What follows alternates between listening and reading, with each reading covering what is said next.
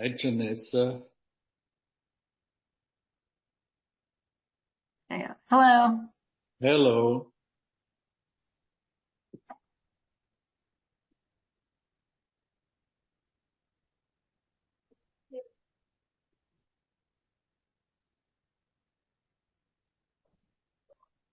Okay, it's time. I think we got stragglers. Yeah. I know that, Another lollipop for sure to wait it out. oh, here's Gabriel. I know David Turnbull's going to be a little late, so I am already aware of that. Robin, Soraya said we should, one of us should have the agenda open or to able to share the screen, and another one of us should make things into panelists or share participants' screens. So then we don't have to always switch back and forth on one computer. Well, do you want to go ahead and put the agenda up then? Yeah. And then I can do all the other, excuse me, because sometimes I share other documents. Mm-hmm. Like yes, on yes. these policy things, I'll click on the. Exactly, yeah. Oh, okay. No. Here's David Feiga. So we're just missing Marnouche and Sarah. Hi, all. Can you hear me? Yes. Terrific. Thank you. Good to see you all.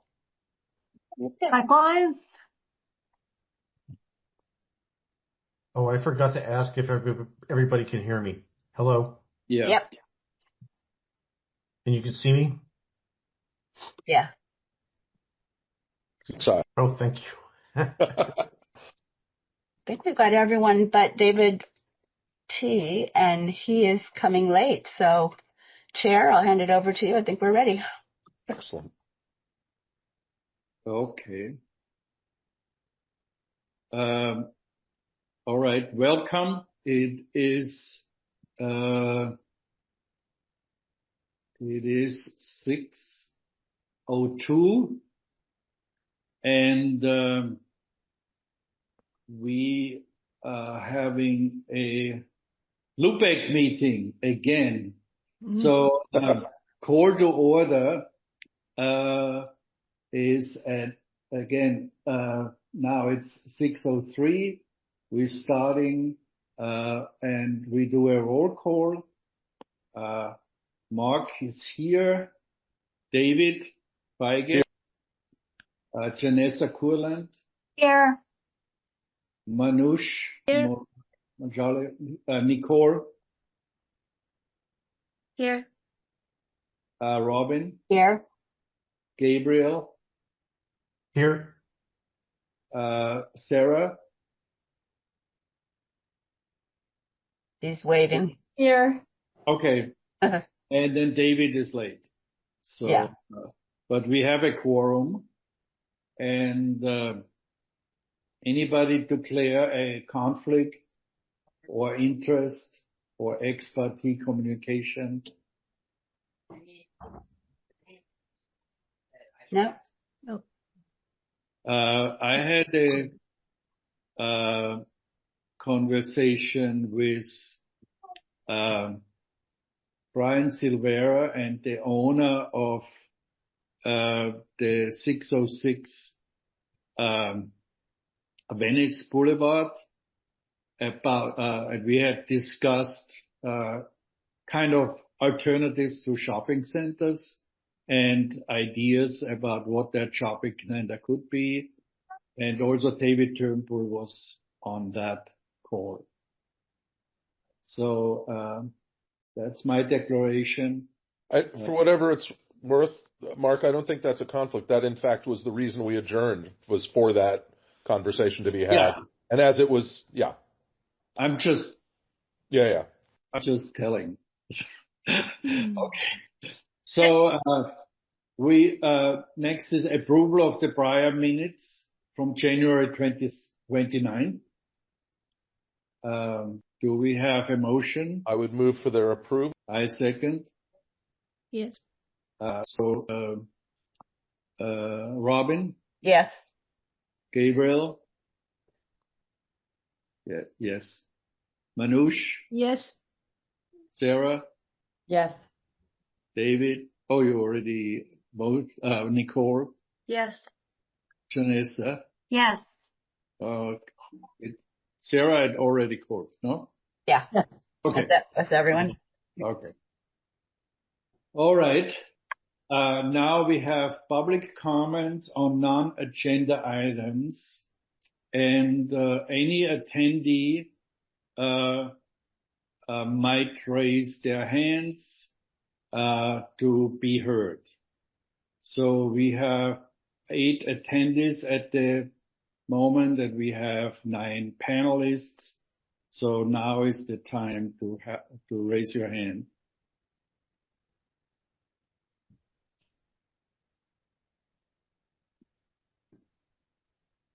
I don't see any. No. Do you see raised hands, Robert? No, I don't. Okay. Then if there are no raised hands, we can go to the next item.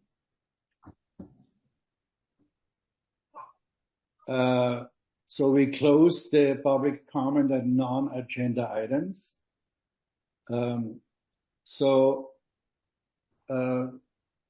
Number 6, review of new project listed in the CNC planning early notification report since the last LUPEC meeting. There was none. And we are still working up the old ones. So, next item would be neighborhood outreach, status of the door hangers. Do we want to have an update on that from Erica, or?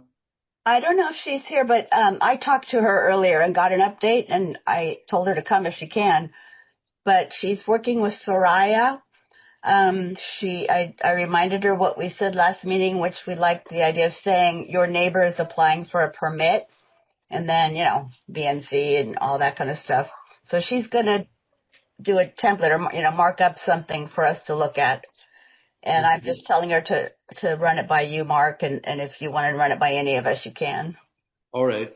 And are there any time sort of issues? When do we want?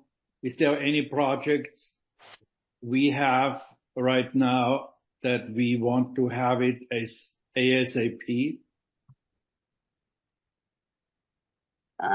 Yes. Yeah. I had asked Robin earlier about this, because they should be done. They had said that they were going to turn it around in like a week or something. And, we haven't seen anything. So I'm sort of wondering, why is that going so slowly? That's the first question. But then I have 2 projects that are supposed to be heard on March 5th. And, if we're going to use this as our outreach for 2511 Pacific and 748 Flower, we need to get going. So I would like to see if those door hangers are available for both of those projects. Yeah, it would be a good test to have it, to just try it out if it makes a difference. Janessa? I was going to say that given we didn't have, there didn't used to be anything, we don't want perfection to be the enemy of the good. Yeah. And get it out there. It's so easy. Get something going. And if we do several projects and we find it needs to be tweaked, it's not a legal document. We can tweak it. Right on. So that's one thing. And then my second comment is a suggestion to use a different color paper than white, just so it stands out a little bit more. And I don't think there's a cost premium to do that, to get the copy paper in non-white. There's a gold that's pretty standard. And these are, It depends if it's a like cardboard or, glossy. Oh, well, yeah, but I don't Cardstock. think it's worth putting money into glossy personally. Yeah.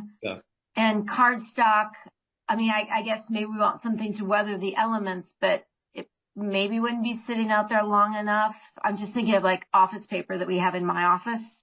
Yeah. It's the gold, the pink, the light green. Once in a while you see blue. So for those colors, I'm thinking gold. It's almost the color of your shirt, Mark. it should Stands out. Yeah. It definitely And should be cardstock. It looks more official than say the pink or green. And they're, so. And Soraya, you raised your hand. Oh yeah, since I'm not formally on the committee, I'm not sure if you have to open for board comment, but I figure I would be a helpful voice here. Yes, I have been reached out to by Erica about door hangers, but I thought they were for the Tsunami Town Hall. So 2 things that would be really helpful to me to expedite them, because I'm absolutely happy to put some artwork together. The first being, could you send me an email, the communications@venicenc.org, that just distills down all the information that you want on each door hanger? That way I know what needs to fit on it and what doesn't. I don't know if Erica already has that. I can reach out to her. But the second thing is a formal deadline. I think I can soft commit if it sounds like this is an ASAP, but I'll give like the earliest I could probably get one out is probably Thursday evening. But if there's like we need this tonight or else we won't make a certain deadline, I can also try to move some things around. But there's been a lot of communications these days. Well, Mark, unless somebody else wants to, I'm happy to be responsible for sending that to Soraya. I think I have a sense from our discussion of what we need, and I'm happy to incorporate it. But if anybody else wants to, I don't feel the need to do it, but I am willing. I think it was pretty simple. We just said Your neighbor is right. Your neighbor is applying For a permit, and then on the opposite side, the details. Yep. I mean, we can maybe leave it open that we can put stickers on it if we need a certain more precise information. But I think it's good to have just blank ones, not quite blank, but which says something to the effect that you are affected by a decision, or your neighbor within certain feet. May I definitely offer to dummy one up while we talk, and then we can comment on it before, and we can send it to Soraya by the end of the night? That would be great. Yeah. Done. It should probably also have the Venice neighborhood, the heading at the top of our agenda. Absolutely. Just use that, and then your neighbor is applying for a permit, blah blah blah. Yeah. Something like I'll have one for you in 10 minutes. Okay. I'd have the LA City Planning, not just the first and most important number on there. Maybe you don't have to have all the subsequent numbers, and just make it obvious so that they can type it in their computer and see that it's official. Well, that would be for the side. So the other we side. have 2 sides, right? We have the side that's the standard, that's just saying. Well, on whatever side. I don't care what side it is. I just want it to be obvious. Right. Then the reverse side is going to have that. And we haven't decided whether we're going to do it as a printed sticker that we just stick on, or if we're going to actually print the second side. I mean, I leave that up to the communications folks to decide. I think the sticker would be probably a lot of labor. Well, but also it would be more organization to print out specific ones for each case. I don't know.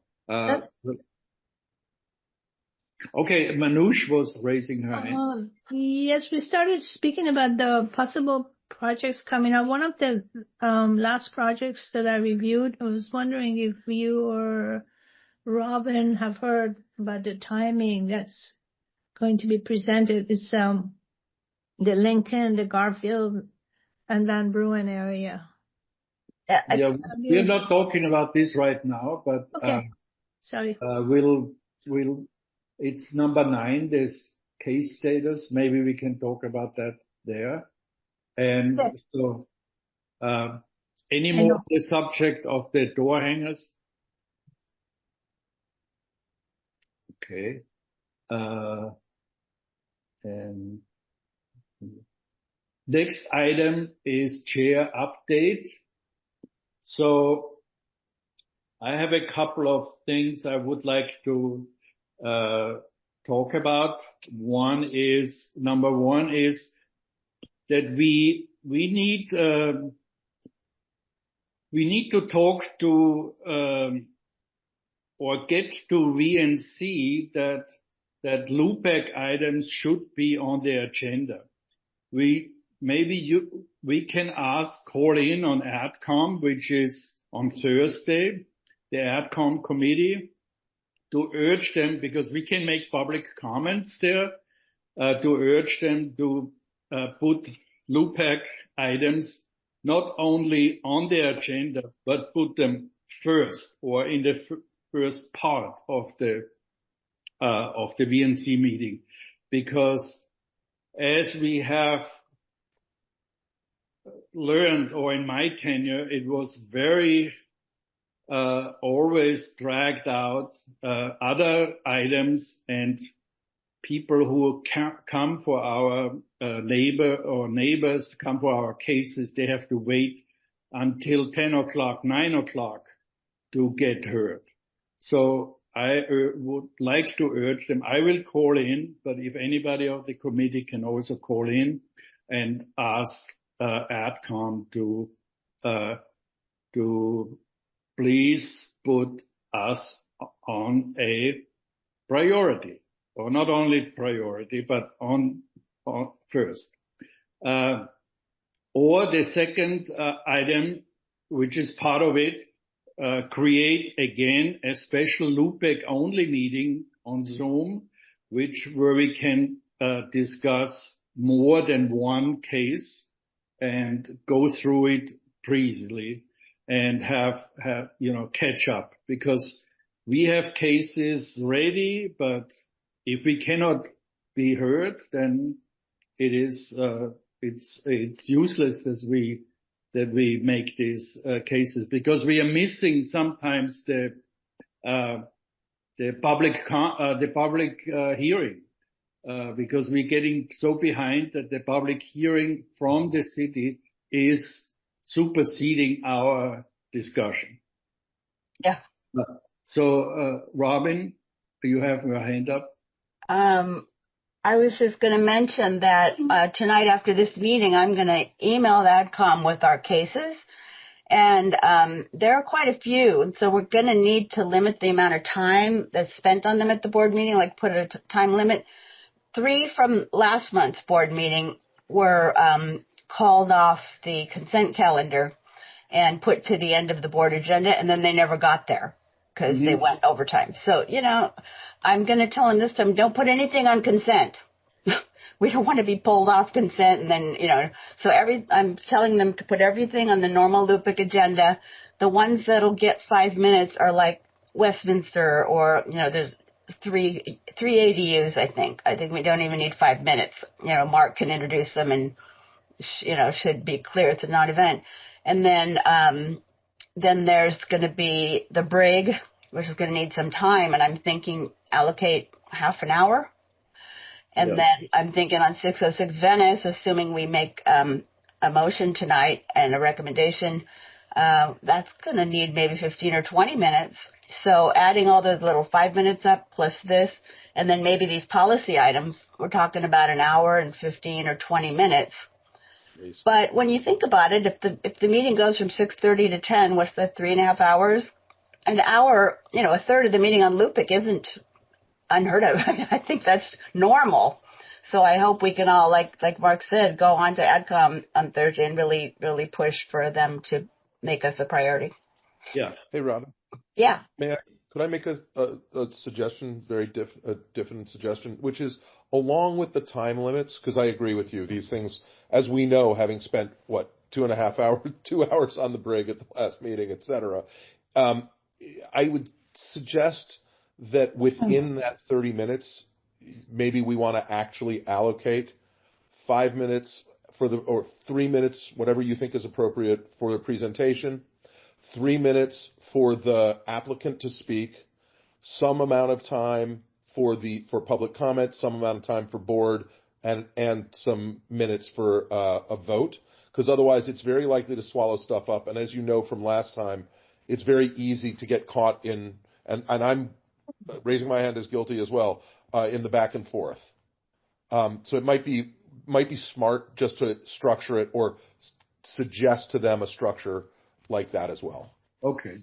I like that. And then the chair, I guess it'll be Gary, has to be very strict with the time frame. I mean, if people still have their hands raised and they're having a fit because they won't be heard, you just cut it off, because you tell them at the beginning it's going to be 30 minutes and boom. So is admin a Zoom meeting now, or is it in person? It's a Zoom. AdCom is a Zoom. AdCom. It's a Zoom now. Okay. Yeah. Okay. I don't think it's going to fly to cut people off. Based on the couple of meetings I've been to recently in person, if not everyone gets to speak, then someone, I think it was either on the board and or in the audience, threw a brouhaha that, LUPAC wasn't listening to the public. So, was that at the in-person meeting though, right? I mean, right. That's what I thought we were talking about. But even still, what we're talking about now is AdCom, and that's why I made the point. No, well, okay. I guess my comment, I was still talking about the time limits for when Robin said, we can just cut people off and say you can't speak. No, we're talking about the AdCom meeting, right? No, I was talking about the board meeting. Oh, you were talking about the board meeting. Okay. Yeah. So. On the AdCom, we just want to call in and support our case. On the VNC meeting, we want some structure. Yeah. For the cases. I think it's good to put it forward, even if there's not a strong hand. Okay. I will have a couple more items which I want to go through. How do you feel about creating a motion supporting ADU for rental only? Because for long-term rental only, because it is already on the books, but we are always asked about, it's, what's happened with the ADU, and what can we do, can we suggest that these ADUs are getting registered with the housing, register, LAHD, I think, things like that. I have it just sort of in mind, but I think we would want to put a motion together or put some kind of wording together that we can get it to, again, VNC, Tracy Parks, office, so forth. Nicole? I think Janessa was first. Oh, Janessa, yeah. Oh, Janessa. You're muted.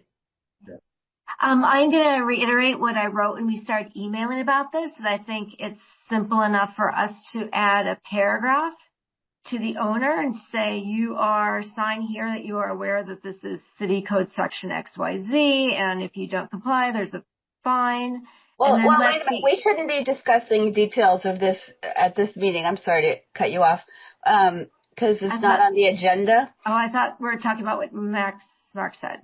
Well, we were, but he's just bringing up the concept of working on it. I think it's at a future meeting, because tonight we have ADUs on the agenda, but it's just in terms of the CDP and doing a CIS to support Tracy Park's motion to streamline processing. And we'll do the home sharing one maybe next meeting. Or can we assign people to work on the wording that we Yeah. I wouldn't get into the content now. Yeah. Sure. Yeah, sure. Assign them. Nicole? I also wonder if there's a way that we can address that in outreach to the community, like either on the door handles or some other way to just let people know that in general, because I feel like this is such a touch point that people are nervous about, that I want to try and make sure people realize that the city already has something as a motion so that we don't have to talk about it at every council meeting, I guess. So that's maybe something we could think about when we have this subcommittee talking about the ADU text. So, Janessa and Nicole, do you want to work together to formulate a motion or formulate a way to bring this about? Sure. Yeah, that'd be fun. All right.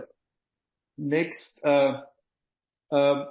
when I started with this LUPEC as chair, I wanted to also use LUPEC to create or find time to forward policies and some actions for the community, not only to sort of judge projects, but also look forward. What can LUPEC support, and what can we support as a land use committee, which would benefit the let's say Venice land topography.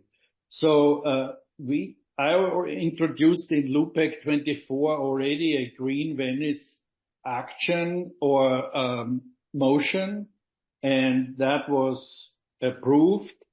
There are other motions which we could add to this, or for instance, there is recently we supported the children carousel in the Centennial Park, and that would be a sort of revitalization of the Centennial Park and connected to the Greening Venice motion, which would support adding more green and more parking along Grand Avenue. Because so far nothing has been sort of, there were motions on the carousel. I think in the VNC, Robin sent it to me. I can kind of include it in that, which was already approved, but I think it has to be supported even more to get to the district and to be supported by the council. Then the third would be a support for action workshops to improve alleys, parkways, traffic islands, restriping for temporary parking and bikeway solution, etc. These things, I'm planning to maybe add some sort of outside LUPEC workshops where public is invited, and we can look at how we kind of administer this, or how does it get further. We already had one meeting which was held at the Emeco House, which was very, I think, well attended, and people really asked about how can we have more. I also attended a safe water event at the Rivian showroom, which also brought out similar issues. So if we can have time to talk about these issues, I would like to, have some put this either on agendas or have devote maybe a half an hour each LUPEC meeting to those kind of issues, rather than just being always, bogged up by the project. So these are my comments, updates, and we can go to. Sarah, you raised your hand. Yeah, I think we should agendize both of those suggestions, the one having to do with Grand and Centennial, as well as the one with the regarding the alleys. I think the alleys is something that Nicole is very interested in. She always smiles and perks up when that's mentioned. And there is definitely a lot of space to do projects in alleys. And I don't know exactly how the council office will receive our push, but if we can get them to look at a policy that pushes forward greening alleys, then we get a little bit more support from the city, even though we'll probably have to find private funding sources or nonprofit funding sources. Okay. So I think we should agendize it. That's all I really wanted to say. Okay. Mark, David Turnbull is here. You have a full committee. Okay. Thank you. I have two questions. So one thing you mentioned just really quickly in passing, did you say that you wanted to add a half hour for brainstorming to our LUPEC meetings? Just want to confirm that. Just Is that what you were saying? Within our LUPEC meetings I love that. To have some, at the end or second that 100%. Yeah, something that we can talk about things which are not on the agenda immediately, but it's more in the future.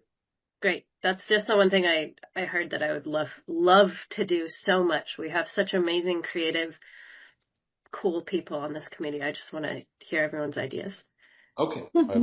Thank you. So we should agendize it in a way, and then we'll go from there. So next meeting, sorry. No, Mark, two things. I think that's right, and I think you can agendize that just as brainstorming session concerning, future, whatever, however you want to do it and make it broad, as long as there's notice that that's the general thing we're doing. I think that's great. And I also want you to know that I just sent to Robin and you, because I don't know how to share my screen, a very quick mock-up of a door hanger that might be nice if anybody wants to look at it. All suggestions and changes are welcome, and then we'll get that thing done and out tonight. Okay, great. David, do you want to learn how to share your screen? Oh, old dog tricks, Old dogs can. That's I probably should, Sarah. I'll tell you what. Let's sidebar that so you can show me, and I don't have to bore everybody else. I don't want to waste people's time. But there you go. Robin did it. Oh, I love it. Okay. That's why she's the best. That's why I just sent her stuff. All right. Very good. So. Are we commenting now, or is this something that needs to be agendaized to comment on? No, it is on the door handle. Oh, okay. We're okay. I would add your neighbor is applying for a building permit or construction permit or something like that. Building permit. A building. Well, except, see, that's why what I did is for al fresco. So what I did was I put the name of the applicant, the address is applying to, and then you'd say build an addition, build a house, have outdoor space, just like some really brief thing. That's sort of why I did it that way. Okay. And then you literally just fill it in. Okay. When we print it. Who fills it in? I mean, this is assuming that we're only going to print on one side. True. We can also do. We could also. That's true. We can also do the sticker thing or something like that. I'm open. Whatever you guys want. I just wanted to get things rolling. I think this is good, but we're going to take the data, meaning the lines that you were wanting to fill in, and put it on the other side. And the reason why I say that is just because Erica Moore seemed to be pretty committed to that structure. Yeah, you're right. I remember that. That's a good point. So, but I think if you just take out the lines and it just goes, your neighbor is applying for a planning permit or whatever. If you have thoughts or feelings about this, the Venice Neighborhood Council wants to hear from you. Please share any thoughts or concerns with us and then you put the LUPAC email address. Or on the sticker could also be the link to the planning, the planning link, so people can go directly on it in order to see what the plans are about. And I have just one question. It looks a little bit like your neighbor.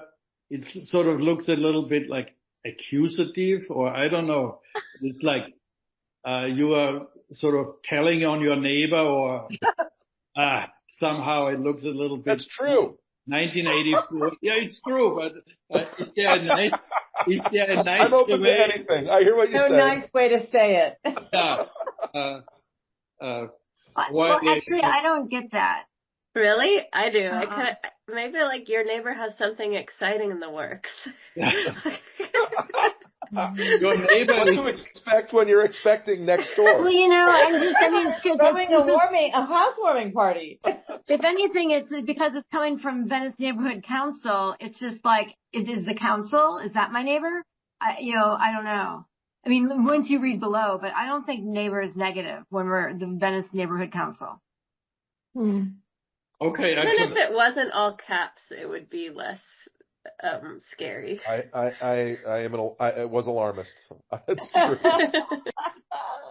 I mean, it was meant to get attention. So No, I think so.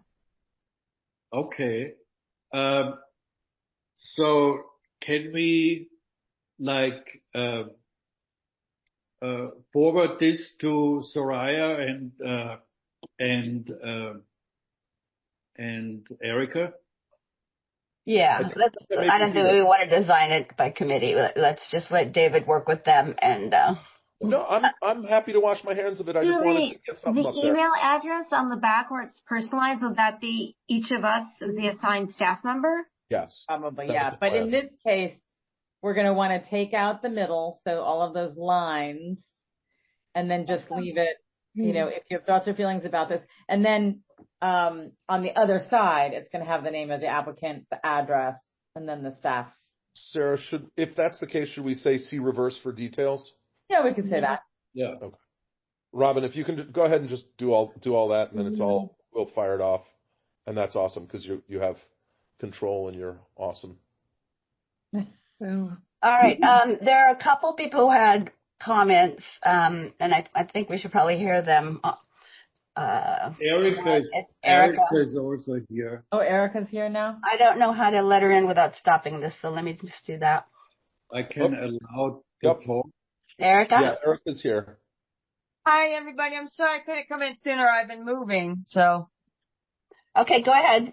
Okay, so I just wanted to thank you guys for putting some verbiage together. So Soraya will take what some verbiage for you and put it together. So that's something that we've been playing phone tag with. So let me ask you this.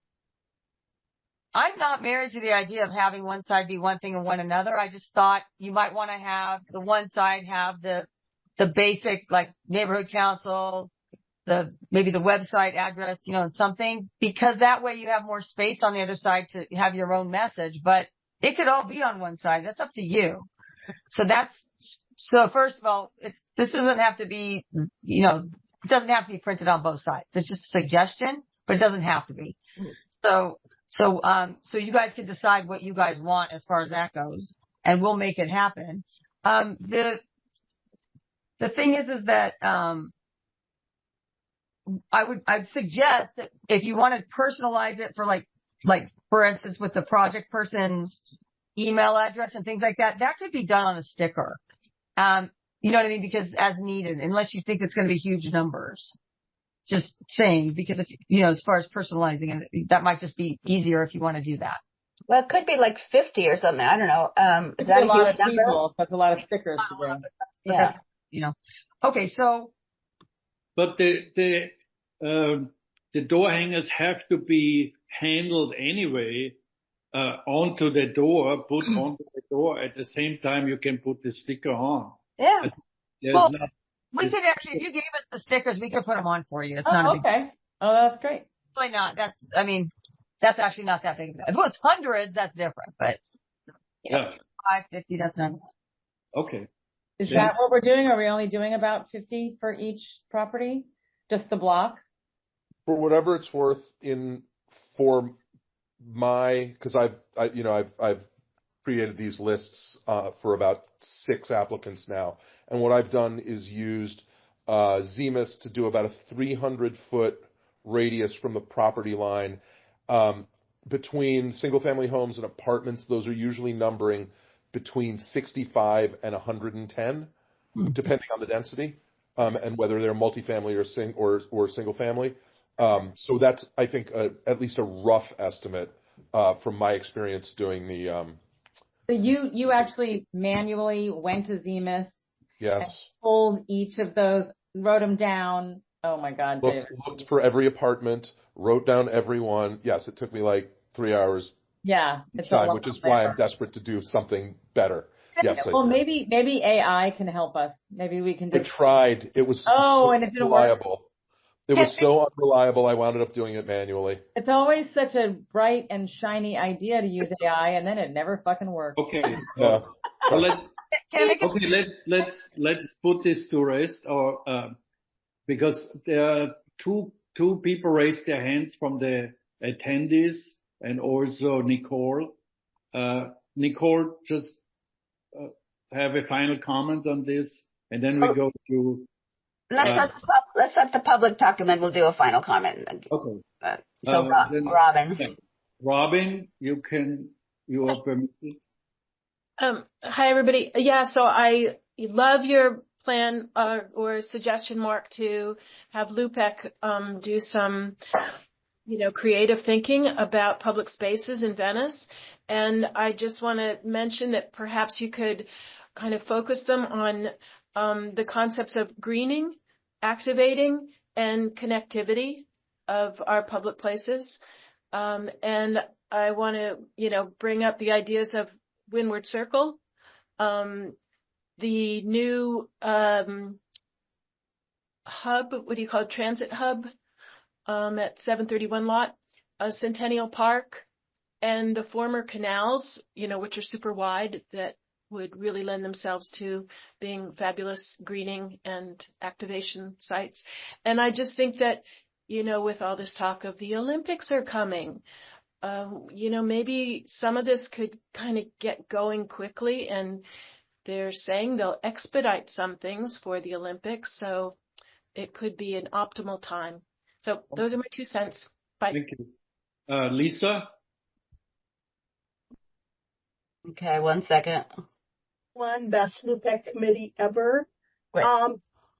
I just, maybe it's the old editor in me, but the door hangers, the use of the exclamation point really kind of doesn't go with something that is kind of an official document. Got it. Because it can go anywhere from, your discussion of your neighbor. It's like your neighbor's having a quinceanera to your neighbor's up to something devious. So I might remove the exclamation points. That's more of a personal thing, not so much an informational thing. Okay, thank you. It is done. All right.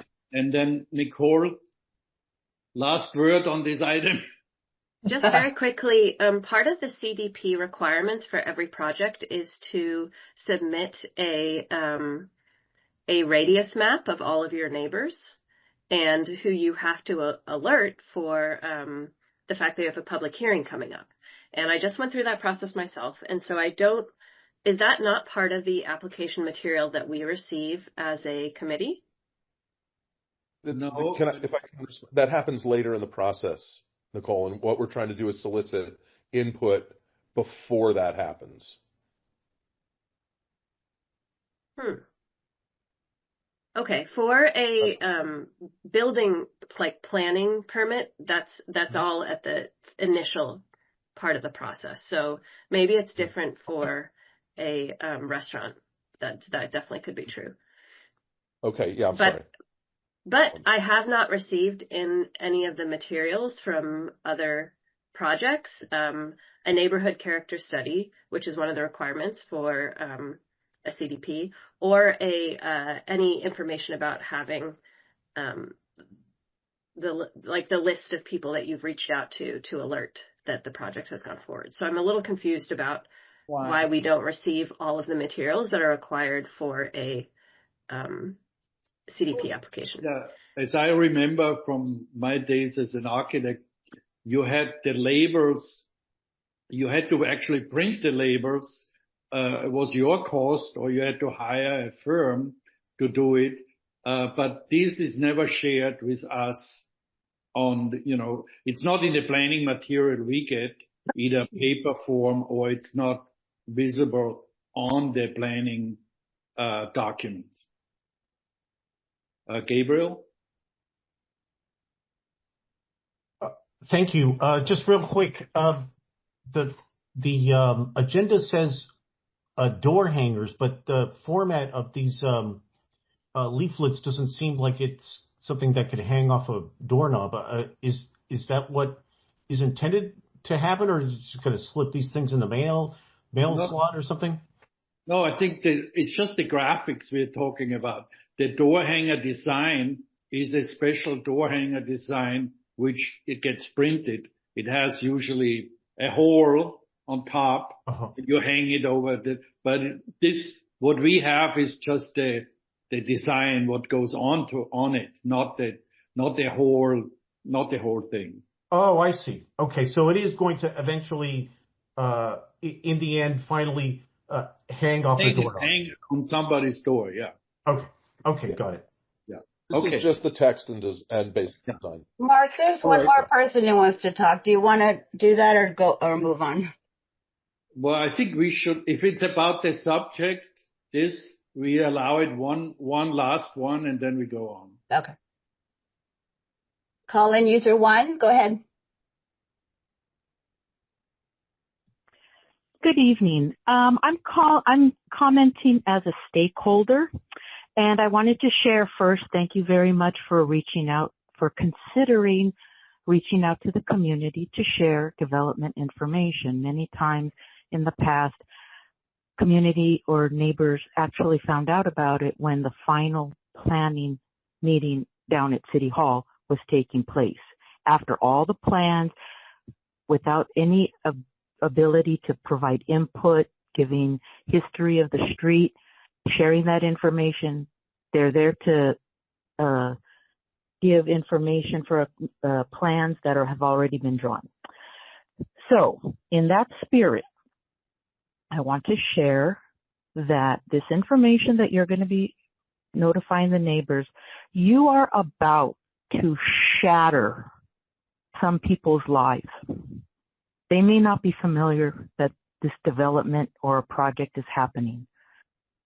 So I recommend, because I speak from firsthand experience, you may want to introduce yourselves, like with the colored paper, a cheery, bright color. Share what a neighborhood council, what their purpose is. And just state, we became aware that there's a project coming to the neighborhood. Please come to our website for further information. Come join us. Engage with your fellow neighbors. Because like I said, depending on what the project is, you may be reaching out to the neighbor of a project. Now with ED1 in place, their new neighbor is going to be an 8-story building, and they're in a single-level, single-family home. Okay. Thank you. Again, thank you. Okay. All right. Let's go on to the next item. Case status, stored cases, new case assignment procedures. Robin, do you have this? Did you say you wanted to do that at the end of the meeting? Oh, yeah. Sorry. We do it at the end. Yeah. Okay. Then we go to the next item.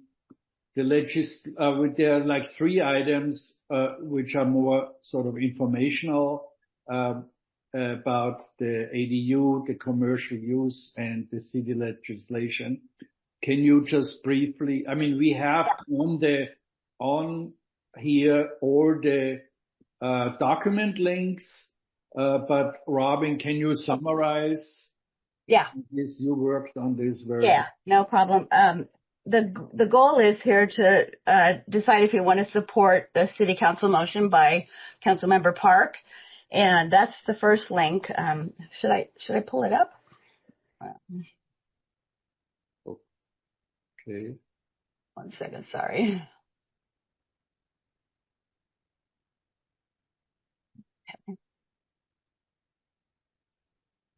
or maybe should we get really into those, or just should we inform what it is about?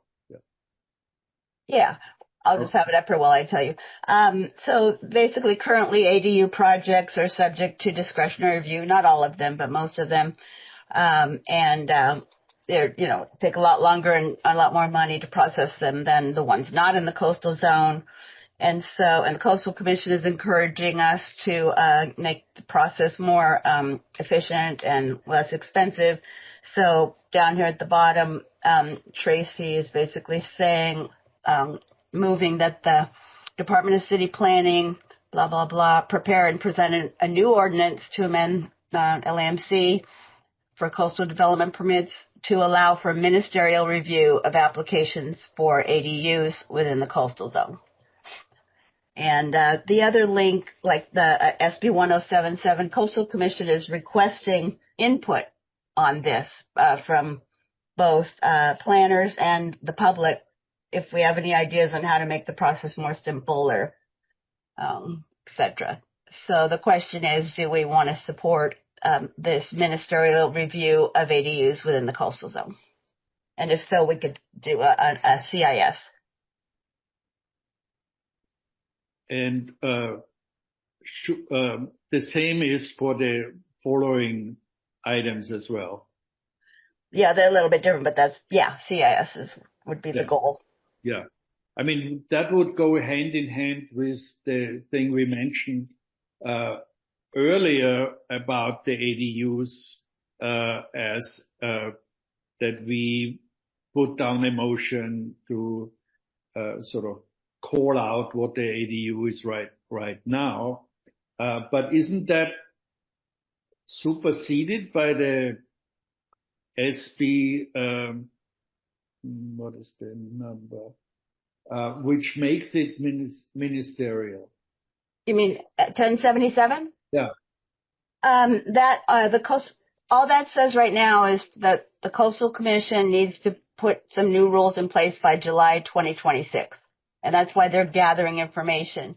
Okay. But in the meantime, we can support Tracy, and making ADUs ministerial if we want. And I could start us out by just saying I'll move that we support her motion. If there's a second, then we can discuss it. I'll second that. Great. Okay. But I still have something I want to say. Yeah. Okay. Sarah? So in this case, I mean, this essentially, I just want to clarify with Robin, this means if they're only going to do ministerial review, doesn't that mean that LUPAC is not going to review those ADUs at all? Doesn't it mean? Yeah. Yes. Okay. So I wanted everybody here to understand that. I would suggest actually that we support this and we ask for an amendment. And the amendment would be that ADUs are, presently anything that's permitted after 2017 is prohibited from entering the short-term rental market, and that building plans should be clearly marked with such a phrase. This unit is prohibited from entering the short-term rental market. Something of that effect. So that while it's going to speed up the building process, it should also enhance the enforcement process. From a procedural point of view, can I suggest, Sarah, that you move to amend Robin's motion? Thank you. I move to amend. To include, if I may, to include a provision that urges the city to adopt a certification system acknowledging the limits and then I don't remember the specific thing that you're citing, but that's what it would be. Yeah, I think actually I don't have the citation in front of me either. I think Nicole has it. You provided it to us at one point. So I would second that amendment. I just have a clarifying question. Would that exclude us of pulling an ADU case out of that ministerial process. Like if we feel that it comes to our attention that it's like 4 ADUs, in one lot or something, like something which is over like the neighborhood standard or something like that. Oversized. I'd say yes, but we wouldn't be getting information that there was an application, because the CNC report wouldn't have it anymore. But if a neighbor came to us and said, I really want you guys to look at this because I'm concerned because the too many units or whatever it might be, we can certainly review it. Yeah, but it would be too late by then. But yeah, the neighbor won't know. The neighbor won't be informed. Oh, we can add that as a condition. Good luck with that. No, meaning want it to be streamlined. That's the goal. Yeah, they don't. Right, they're trying. But I'm just saying and I'm sorry, I'm not waiting my turn. Gabriel, go ahead. I'm sorry. Oh, no worries. I'll just be brief. I just wanted to say that for me, individually, personally, as a part of my business, I prepared these CDP cases for ADU projects in the coastal zone, but I'm not opposed to this project, to this motion. I guess particularly because I hate putting together these cases, and it just seems to me that when they started allowing ADUs in the state in 2017, that they just sort of arbitrarily and capriciously decided that if you were in the coastal zone, you would need to get a CDP, and it just seems unjust to me. Well, yes, but just think, it does essentially, this only affects Venice. There is no other area that Los Angeles has jurisdiction over that's in the coastal zone. It's just us. Well, the Palisades and the Palisades, Playa del Rey and San Pedro. Well, Marina del Rey doesn't really have spaces where. Well, Marina del Rey is the county, so. Well, not all of it. I mean, I live in Marina del Rey, so I'm not in the county, but as you can see, I live in a high rise. There's no ADU building happening here. And so that's most of the city is that. But I think that we should consider this very carefully, because it does have to do with how much impact is had on the coast. And, parking is the issue that most of our constituents will bring up, although that's not what I would bring up. I would bring up, how much impact is this going to have on the actual water and the stormwater runoff and all of the environmental concerns that the Coastal Commission is supposed to address. Now, I couldn't agree with you more on that. These things should be reviewed, certainly, but if I understand correctly, they are going to be reviewed. It's not like they're just going to be like any other place in LA that's not in the coastal zone, where you just get your clearances. You don't have to get a coastal clearance. It's still going to be processed at the ministerial level, not at the discretionary level. That's right. That's the only difference here. Yeah, it removes the community. I mean, it's taking food out of my mouth, but like I personally don't care, because I don't want to put together one of these cases again.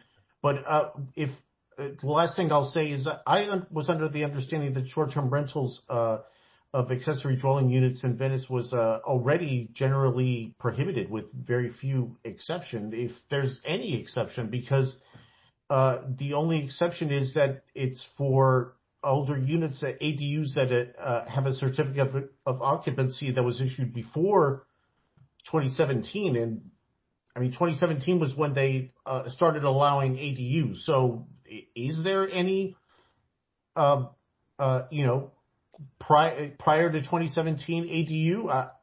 I don't know, but I doubt there's that many. And the ones that came after 2017 are already prohibited from being a short-term rental. I think that's a really good point, Gabriel. And the reason I'm not in favor of the amendment is because the motion is just talking about the coastal zone. And I know Trace, I don't think her motion can be amended because it's already been approved by council and planning is working on it. So I don't think we'd be successful anyway. And I was hoping we'd do the short-term rental amendment for the whole city, not just the coastal zone.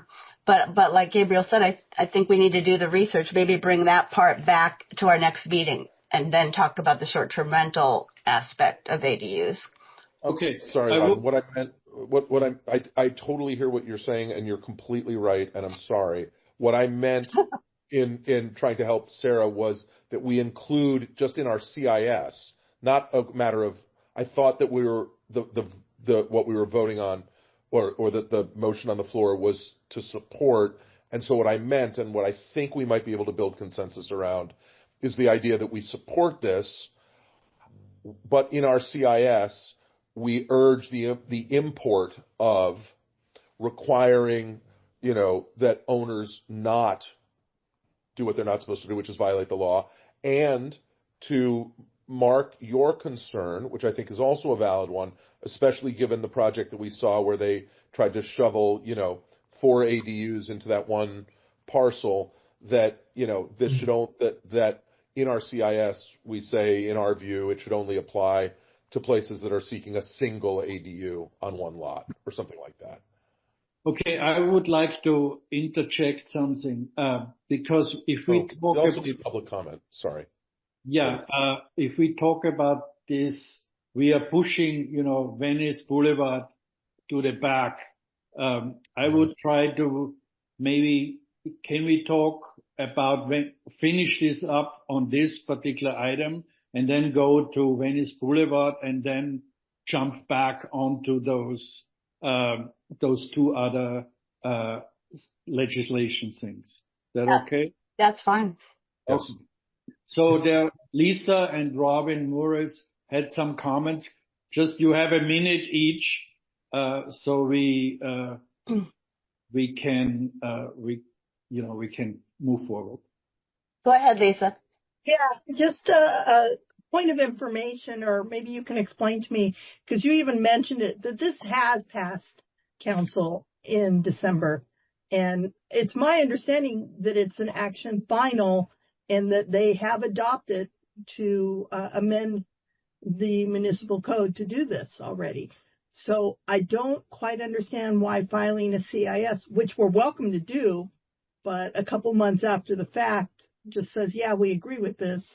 Mm-hmm. They're not even going to look at maybe your possibility to file a CIS to say we approve but with this amendment, because it's already done.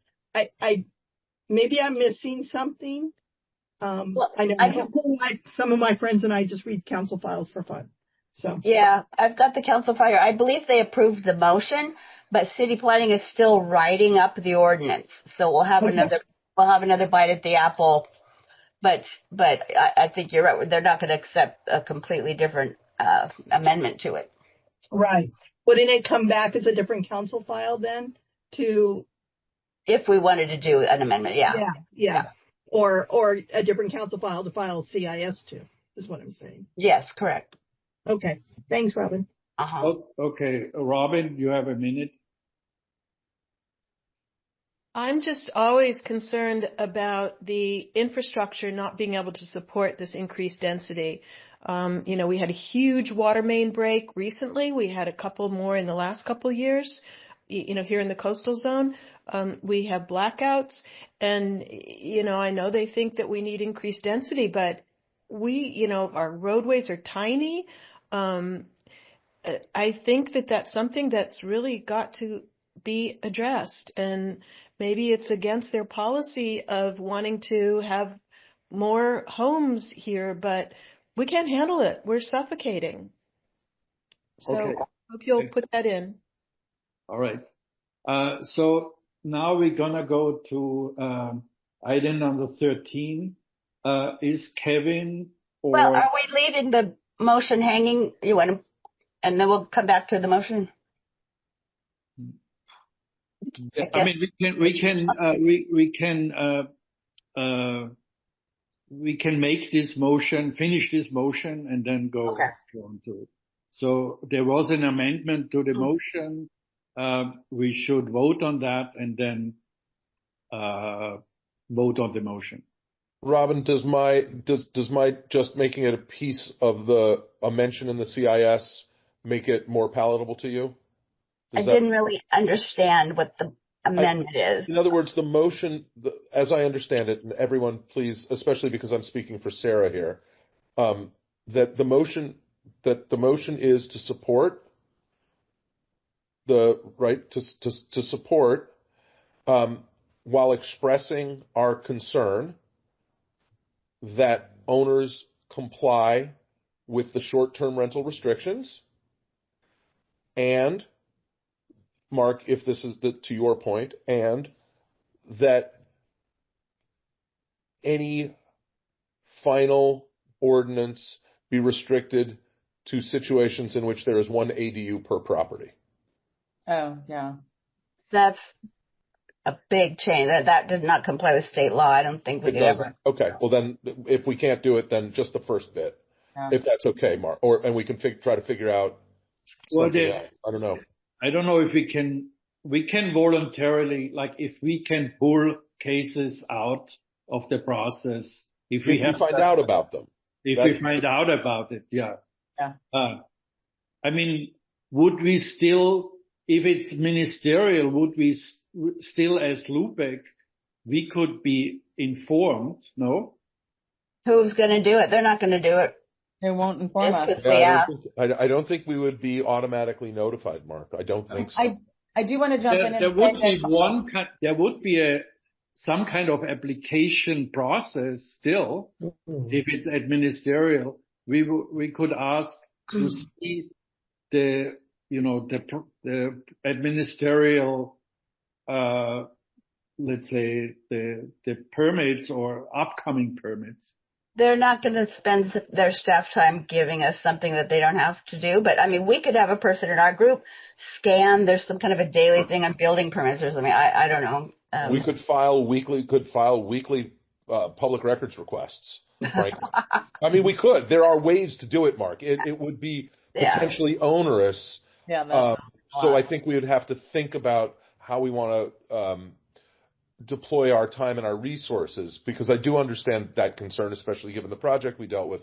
But I do think there's I think there's a way to do it. So let me, if it's okay with you, and particularly you, Sarah, just confine the amendment to urging urging that they, the importance of following the laws restricting. Yeah, the amendment that I proposed was specifically to have a methodology of enforcement. We already know that everything that's been permitted after 2017 is prohibited from entering the short-term market, but we also know that many people are ignoring the law. Many ADUs in Venice are built specifically so that people can rent them out, and this is a prime vacation real estate. So what I want to have happen is there should be something that is clear to the developer, to the owner. Your plans must be stamped with the phrase, this structure is prohibited from offer on the short-term rental market. It's the enforcement that I'm after. It's not like a feel-good statement of, oh, everyone should follow the law. No, I want something that's really concrete. That's what I'm arguing for. And I can see, since this has already been passed, I don't think that we're going to be able to get anything amended. I think perhaps we should, with regard to that concept, maybe we put it in a later meeting and we make a motion and we ask that CIS, that's smart. The CIS, because this is just a motion for an ordinance to be drafted, and that ordinance, once drafted, can include this concept. Yeah. Okay. So then, Sarah, good with you? Should we withdraw the amendment? I think we should withdraw the amendment and agendize for the next month. I think that's smart. Assuming that it won't be too late. But the planning department's going to. I don't know where they are in the process. Have we seen any draft from them? Is there anything in the council file? No. Brand new. Okay. So we're going to postpone this till next month. Yes. No, I did get Wait, no, Robin, I think we can pass. Vote on it. Oh. We'll deal with the amendment later. Respectfully. Okay. I think we can actually get it done. Okay, great. Gabriel's been waiting forever. Sorry, Gabriel. I'm sorry. He's so patient. No worries. It's quite all right. Don't worry about it. Just the one point I wanted to make was that I do agree that short-term rentals are an issue in this area in Venice. I don't want to dismiss or seem to be dismissing Sarah's concerns or point that she's making. The only thing that I guess I would want to add is that I agree that the problem is enforcement, but I don't think that anything is going to happen until the city ramps up the ADU police force to come over here and start telling people, that you can't do that. Don't do it. And that's maybe what we should be focusing on is a pursuit of encouraging as much as possible the city to enforce the rules, the laws that already exist. Well, it does. That's all I wanted to say. Mark. Just for your information, I just looked up the ordinance in Vienna, and they have fine violations in the range of 25,000 euro per violation, which is a very high slap on your hand, or so. And the next violation would be 50,000 euro. So they are just by putting the fines up, I think, encourage maybe compliance. Well, and also some revenue. The city's always looking to make money. Sorry, I didn't mean to interrupt you. No. I think we all need to get more disciplined about raising our hands because it's too much to interrupt. Are we done? We are done now. So we vote? We vote, yes. Ready. We had the motion. I vote yes. Yes. Turnbull, David? Yes. Yes. Manoush? Yes. Sarah? Yes. Janessa? Sorry, I'm confused on what a yes now means. It means the VNC supports the motion to have ministerial review of ADUs in the coastal zone. The city's motion. So that we're going to continue to keep reviewing them. No, it's a vote to not review them. Okay, I vote no. Who do we have? Manoush. We had Manoush. Yeah. David? They both said yes. Yes, okay. I think we need Gabriel and Nicole. I'll chime in and say yes. Yay. Yes. I don't mean to step on any toes. Okay. All right, that passes. Great. Okay, now we are going finally to the 606 Venice Boulevard. Do we have Kevin or Jesse to do the Brian, will you do Brian raised the hand. I allow him to talk. Brian, you are the applicant. Brian, okay. Hi, good evening. Can you hear me? Yeah. So Kevin is going to speak first, and I may speak after him, but please, if you would promote Kevin as a panelist. Yep. And Jesse can stay as an attendee. Are you going to share screen, Kevin? Yeah. I think you have to ask me, and I'll say yes. Okay, gotcha. Let's see.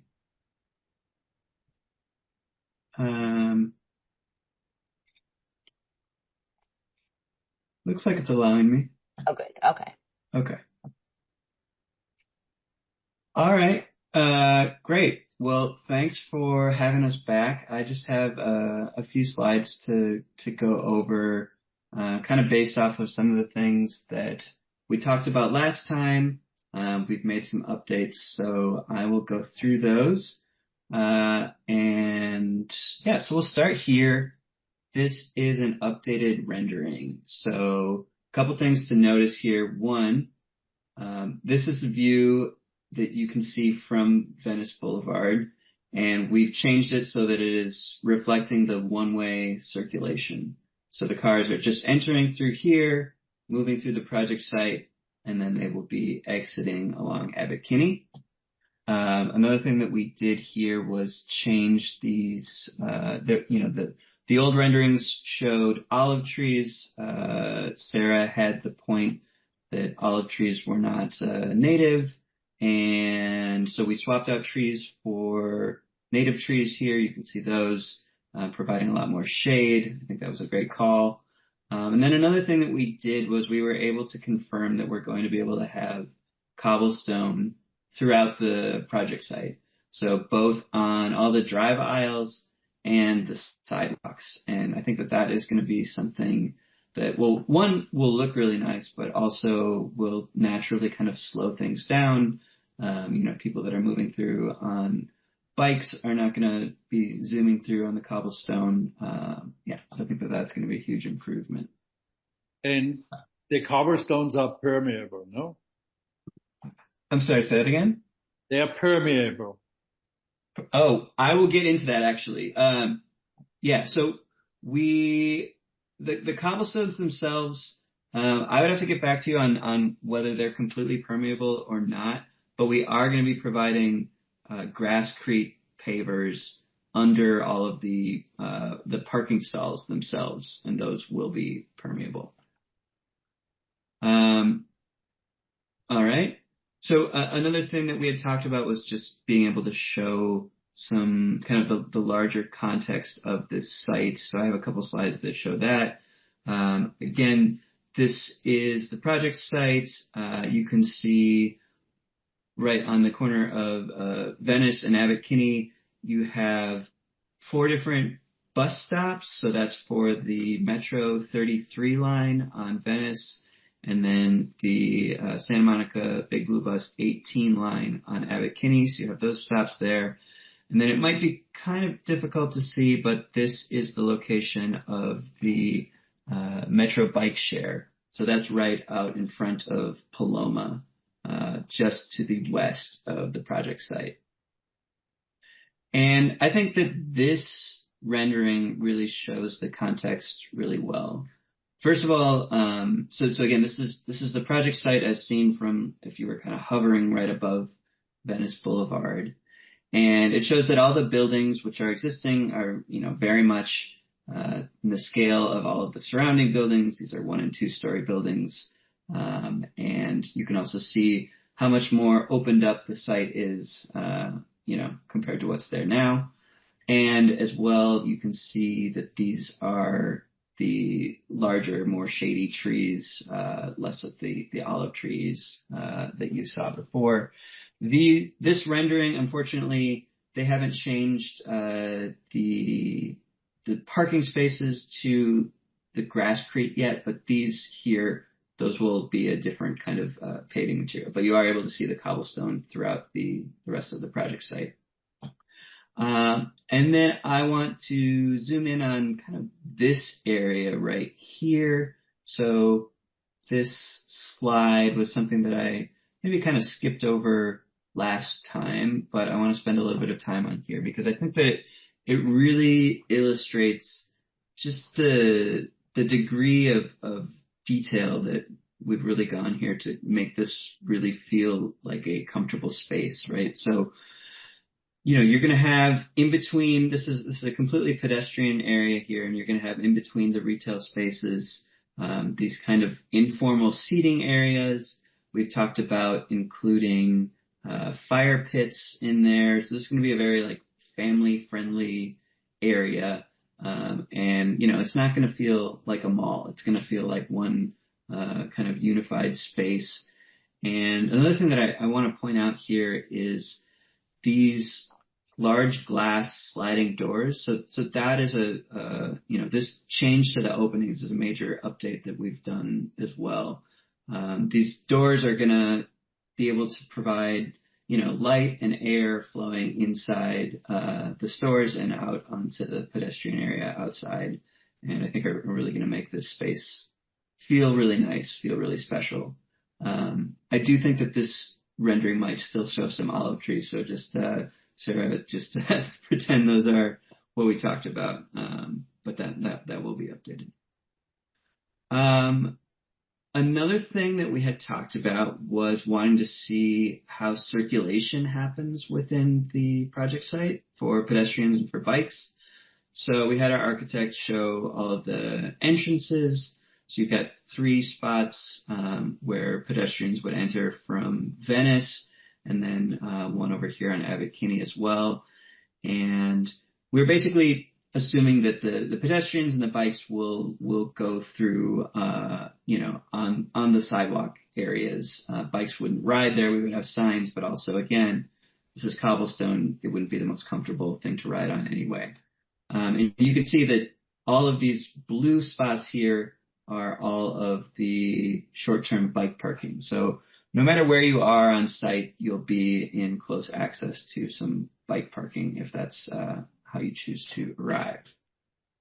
And then from here, I wanted to bring up this slide, which shows, so one thing that we had talked about last time was all of these retail spaces were kind of chopped up into these very uniform small spaces. And we got rid of that because we don't want to imply that these are going to be this kind of uniform cookie cutter spaces where you've got like a Pinkberry next to a Sbarro next to a Sunglass Hut or whatever it is, right? Like these are spaces that are going to be tailor-made to the tenants that are eventually secured. So some tenants are going to need larger spaces, some are going to need smaller spaces. We don't know who those tenants will be yet, so we don't know what the size of these will be. But we just we changed these in buildings A and D to reflect that. That again, this is kind of a blank canvas right now. We don't exactly know what it's going to be, but you can get the idea that this is going to be, these will be divided up. And again, these need to be kind of versatile. There needs to be flexibility based on tenants' needs. Just to touch on landscaping, so Sarah sent me a list of a bunch of different native plants and trees, and so we have incorporated those. And in blue, you can see those are all of the native plants. So we've swapped out some of them. A lot of what you see that we've swapped out are they're Catalina ironwood trees. So these are smaller trees that would go in between parking spaces here. But we also have California sycamores and California ash trees, as well as a lot of smaller plants. And again, currently 29 trees on site, and we will be bumping that up to 40. So that's going to be a really nice addition. And this slide, this shows the pavers that I was talking about. So the purple and the blue, that is all the cobblestone. So you can see that will be how cars are able to circulate on the cobblestone in those blue areas, and then pedestrians in the purple areas. And then the yellow, that is all of the grasscrete. So those will be permeable, hopefully be able to capture some rainwater into the water table there. So those are the slides that I've got. I do just briefly want to touch on, we kind of skipped over the specific plan exception part of the project last time. So I do just want to talk about that briefly and some of the justification. Again, we are providing 90 spaces in lieu of the 105 typically required for this project. We are providing 108 bike parking spaces, so that's a huge part of how we're being able to justify that. And also providing transit passes to employees of all of the buildings. These are both part of the city's transportation demand management program, which recognizes that the way that we've been doing parking in the past isn't really sufficient for the future. And we need to try to encourage people to use non-automobile means of transportation. So how do you do that? You provide less parking than you would have before, and you make other options easier. So that's the abundant bike parking. So that was one part of the specific plan exception I wanted to talk about. Another thing was just kind of the specific circumstances around this site. So this is just right in between two AB 2097 eligible areas, like 220 feet from one area on one side and 340 feet on the other. It's just kind of in this little isthmus of ineligibility. So I don't think that there is that much of an argument to say that there are special transit needs in this, or there are special parking needs that apply only in this one little space here. And I think there's even a possibility that the 18 bus on Abbot Kinney could increase service, which would make Abbot Kinney and Venice an eligible site, and then it would be 2097 eligible. Another thing to point out is just that this site has a couple of unique constraints. One, because we're doing adaptive reuse, we're not building anything. We're not really changing anything. We just don't have a lot of extra space to be able to provide more parking. So that kind of is a special circumstances. And special circumstances are what you need to be able to prove in order to apply for a specific plan exception. And then the other part of that is just that this space it's a through lot that has both frontage on Venice and on Abbot Kinney. So it's kind of a uniquely shaped space. So you're limited in the amount of parking that you're able to provide. So that was a ton of information. I'm happy to take questions on that. I know Brian has something to report back from his conversation with Mark Mack and David Turnbull and the owner of the project too. So I don't know if you want to talk about that for a second, Brian? Sure, I'll hop in. Thanks, Kevin. And I want to make this quick because I know this is the second time reviewing this. So I had a conversation with the owner of the property. David Turnbull and Mark were involved in that conversation. And I'll share with you what I guess more or less what was shared on that phone call. So the concern was, I guess in general, how do we know what types of retail businesses are going to be here? And then there were concerns outside of that, which I think were partially addressed by Kevin, but I want to focus on that particular question. So, Kevin, could you go to maybe the first slide?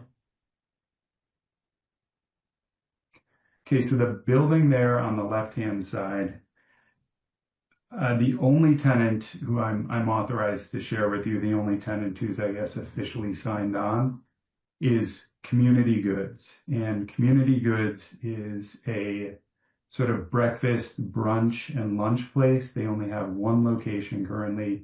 It's in West Hollywood, but you're welcome to research them.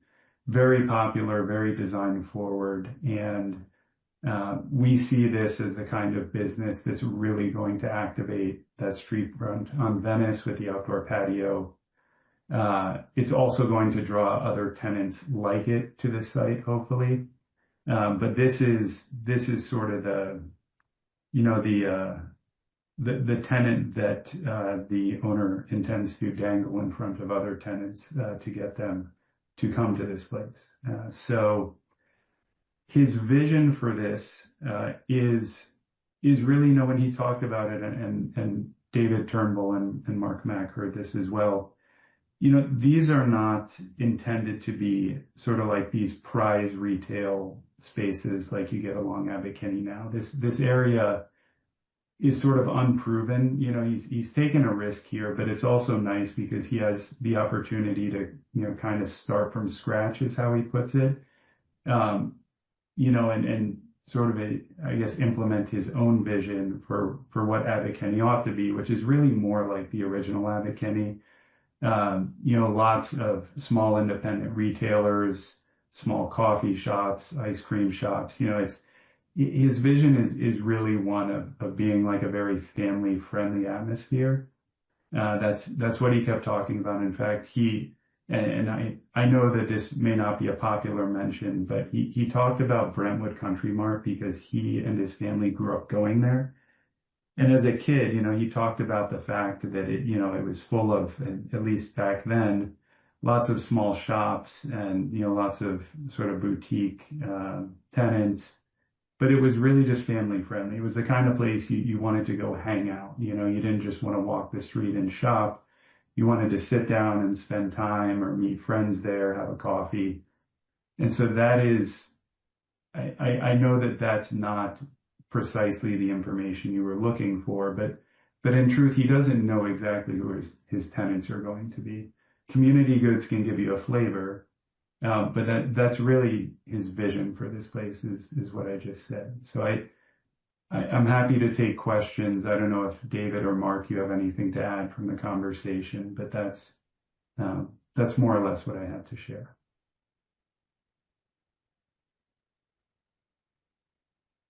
Thank you, Brian. Maybe we're gonna open it up to public comments, and then we go to board comments after that. I see some raised hands, and I will allow them to talk on the attendee side. Jay Natale. Yes, hi. My name is Jay Denatale. I live directly across the street on Washington Way. I also own a business on Abbot Kinney called Abbott's Pizza. So I'm heavily invested in this neighborhood, very familiar with this. I'm no expert on the space or on this report, but I have read it. I appreciate the time. I'll do my best to finish in 50 seconds. I agree with a lot of the issues cited in the report, that the parking is inadequate. There is parking debt, which I've heard in this conversation as well today. I think a direct example is across the street at Erewhon. They've grown. They've got overflow parking. They've got street parking. They've got metered parking. It's still at a tremendous deficit. So I don't really understand how this project would not have the same issue. It's hard for me to justify why an exception should be made. I also think there's... Okay. I was just being quiet. David, you should mute. No. I'm sorry. I heard it's spoken about a gap in the geographic area for AB 297. We're all held to some codes and standards as residents and business owners in Venice. The code is the code. We didn't write it, but I think this would set an adverse precedent, and that to me is difficult as a business owner and a resident that's had to abide by codes that don't always benefit me. I think just generally, and it was interesting to hear that community goods is a potential tenant. I've been there. It would be interesting to go and actually look at their shops. This is the busiest coffee shop in all of LA. It's in a residential neighborhood. It's put tremendous pressure on parking in that neighborhood. Residents don't have spots. And I think that's ultimately what's going to happen here. You're putting tremendous pressure on the neighborhood. I think that the developer has means to figure out a way. They have a whole team of people putting together these reports. I think they have a means to figure out additional parking. And I think that they should follow the code. So those are my comments. Thank you for letting me speak. Okay, thank you. Gary Evan, allowed to talk. Hi, this is actually Gary Pearl. I have a point of clarification because, and the last gentleman actually kind of pointed partially to it. Robin Mures in a previous one kind of pointed it too also. That, you mentioned Brentwood Country Mart. there's always a line trying to get in. It's always short of parking. I actually had a family member who had the original butcher shop there. But the same is true here. You mentioned Erewhon. There's got to be a different solution. I don't understand the point of saying, and this is clarification, I'd like to ask, I don't understand the point of saying trying to push toward less cars when no matter what we do, this is going to be a car city. Have you tried every possibility of increasing instead of reducing the number of cars? Because we're only going to get busier with the Olympics and everything else. Thank you. Okay. Robin?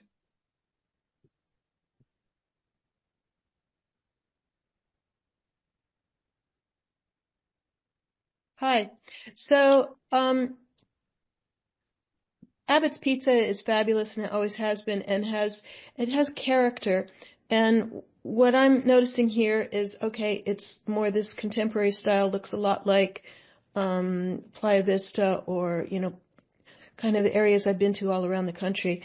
What I do want to stress is instead of umbrellas and just low grass, we need more trees. I mean, I appreciate you're putting in 10 more, but I would like to say more mature trees are absolutely essential. This first photograph or this first rendering shows like all this shade in the front. Where did that come from?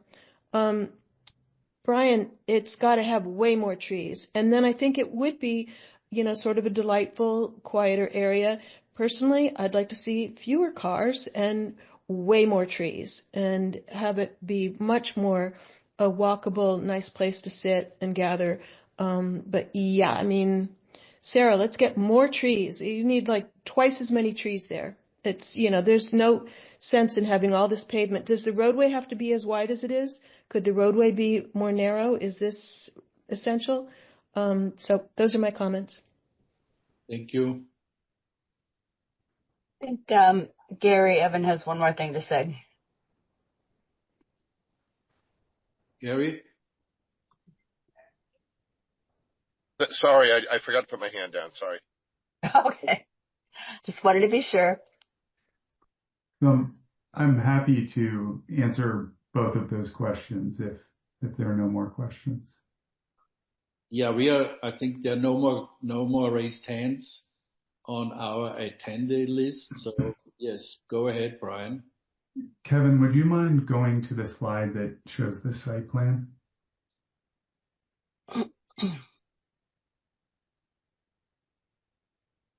So, and it's really one answer to both questions, even though they were coming from different places. But if you look at the main entrance on Venice Boulevard, currently there are more parking stalls there because the parking is 90 degrees. The reason why we are proposing to change it to angled parking, a few reasons. So one is that it increases the width of the sidewalks in front of the buildings, which now are very small. We wanted to activate it for pedestrians and make it more walkable. Also, the angled parking slows down traffic naturally. It allows it to be one-way traffic, and it just really functions better for a lot of different reasons. So we made the sacrifice, and we did lose a few parking spaces. In Robin's opinion, more trees, less parking. I could not agree more with that. But we do have to try to get somewhere near our required parking. Unfortunately, the city is moving very swiftly in a direction of not requiring parking for uses like this, but we're not quite there yet. And in all truth, I think that the owner would want some parking because it is still important for business to have parking. But yes, agree with Robin and Gary. I'm sorry.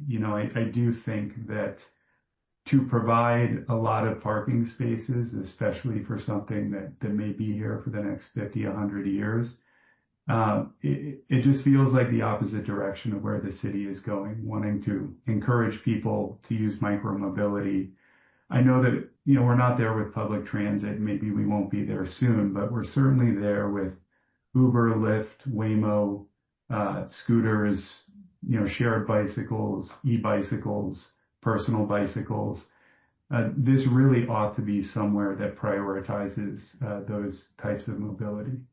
And so that is why we're choosing to emphasize those instead of just squeezing out as much parking as we possibly can.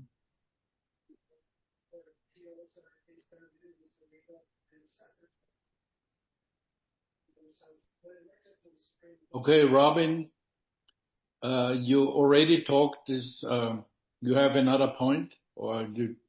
Yeah, thanks. Okay, so what I mean is more trees, even where right now it's just showing grasses.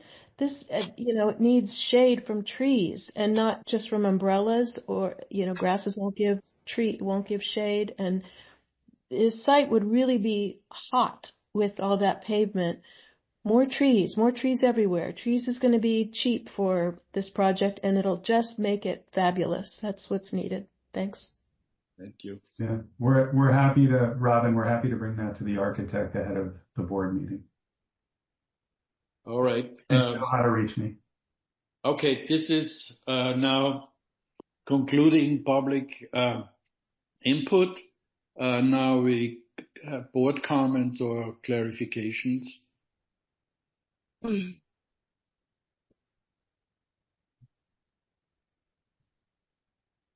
Sarah? I wanted to agree with Robin Murez, obviously. I also did notice in some of the renderings that there are the spaces where you have the green triangles, which are in between building A2 and building D. I mean, every single one of those triangles should have large trees in them, like, sycamores or, large oaks. Because I mean, I do support the ironwoods. They're not as shade giving, but they're good. They're good trees.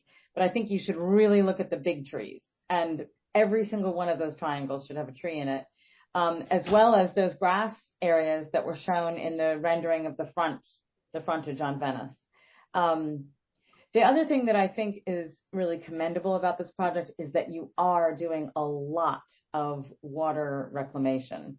And you could even think about reclaiming the water off of the roof areas, because every time we have rain, you could be recharging the groundwater with your roof runoff. So that's something else to consider. Okay, thank you. Now, David. Yes, just a question of clarification, and maybe this is actually for the board presentation.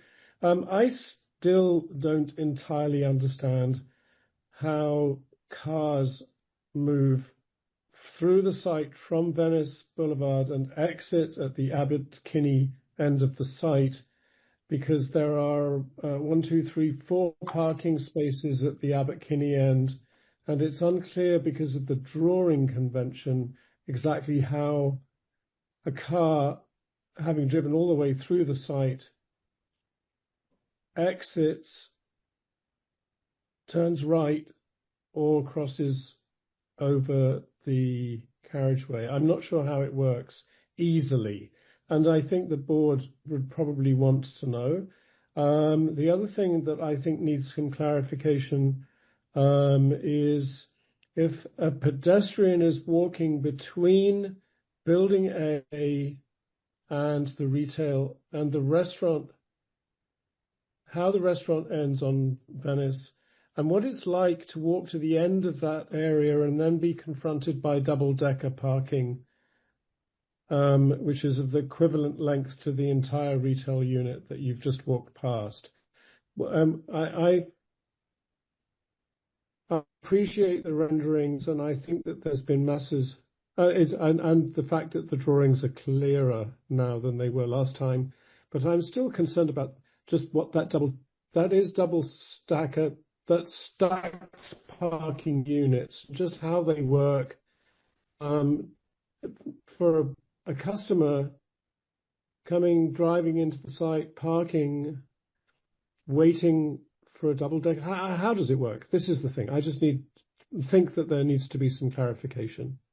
So 2 things: car path through the site and how the exit at Abbot Kinney works, and then pedestrian movement through the site and what it is like at the end of the green space before you get the stacked parking. What does it look like? And what does it feel like? Is it conducive to happy wandering, or is it abrupt? Okay, thank you, David. Robin, you raised your hand.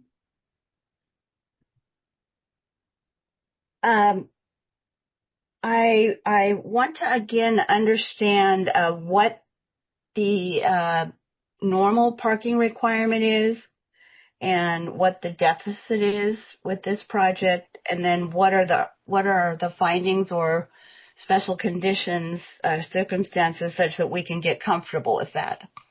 I just, to me, that's one of the biggest issues of this project, and I just want to make sure that we're clear on what the requirement is, what the shortfall is, and why we're comfortable with that if we decide to support the project. And I don't know, I haven't heard a motion yet, but I think we need to know that before we can vote on a motion. Okay, Robin.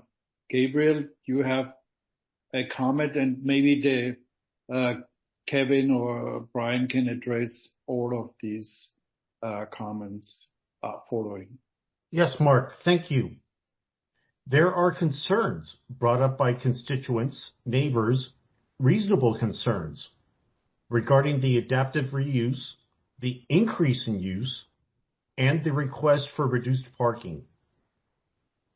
A parking debt, to coin a phrase, which I don't believe the applicant representative has addressed to a certainty for me to support this. Okay, David? Thank you, Mark. I want to just echo a couple of the points that have been made by others. I agree in looking at this that there are a lot of opportunities for additional mature trees.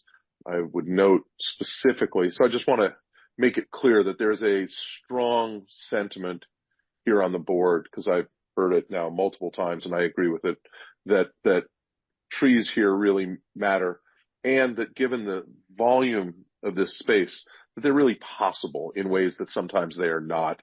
And I just note that there are two. There's a 1,000 square foot outdoor dining area, which would benefit enormously from being naturally shaded. Ditto for the 400 square foot outdoor dining area. And then I probably missed this, but I'm not sure. But I am echoing a similar moment of confusion, which is my experience with these stacker units is that to remove the top car, you have to take the bottom car out, lower it. It's a whole rigmarole. I assume that there are parking attendants that are doing this full time, or is the entire thing fully valet? I would just like to understand how the sort of person power of all of this works, and in order to make it even that bit feasible. Thank you. Okay. Any other comments or raised hands? No, from the board? No. Brian or Kevin, could you address those concerns? Yeah, sure. I can start in on it.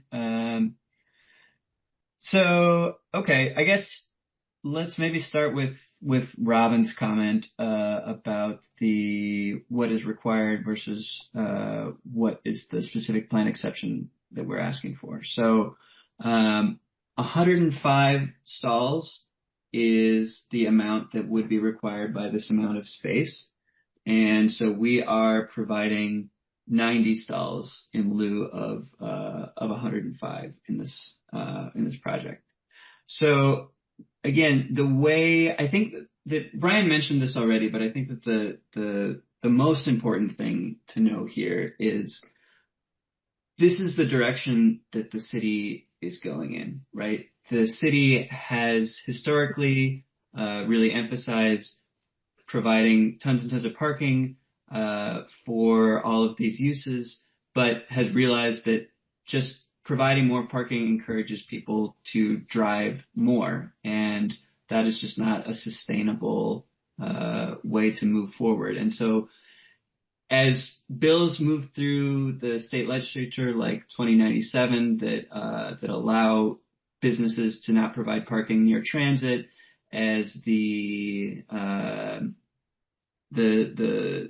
LCP update is happening here in Venice, we're going to be seeing a lot less parking required. So the parking ratios that you've seen in the past are just not likely to be what is required in the future. And as Brian mentioned, this is a space that could be here 50, 100 years. And so going forward, it would be, we feel, irresponsible to be providing parking at the level that parking has been required in the past. So that is one part of that issue. I guess the other thing that I wanted to just reemphasize here was, again, this is just a lot that we've done as much as we possibly can to accommodate as much parking as we can. Obviously, there are trade-offs here. We have these vehicle stackers. I'll get into those in a minute, but we're already providing those. We are kind of confined by this being an adaptive reuse project. We really just don't have more space that we could provide, that we could use for parking.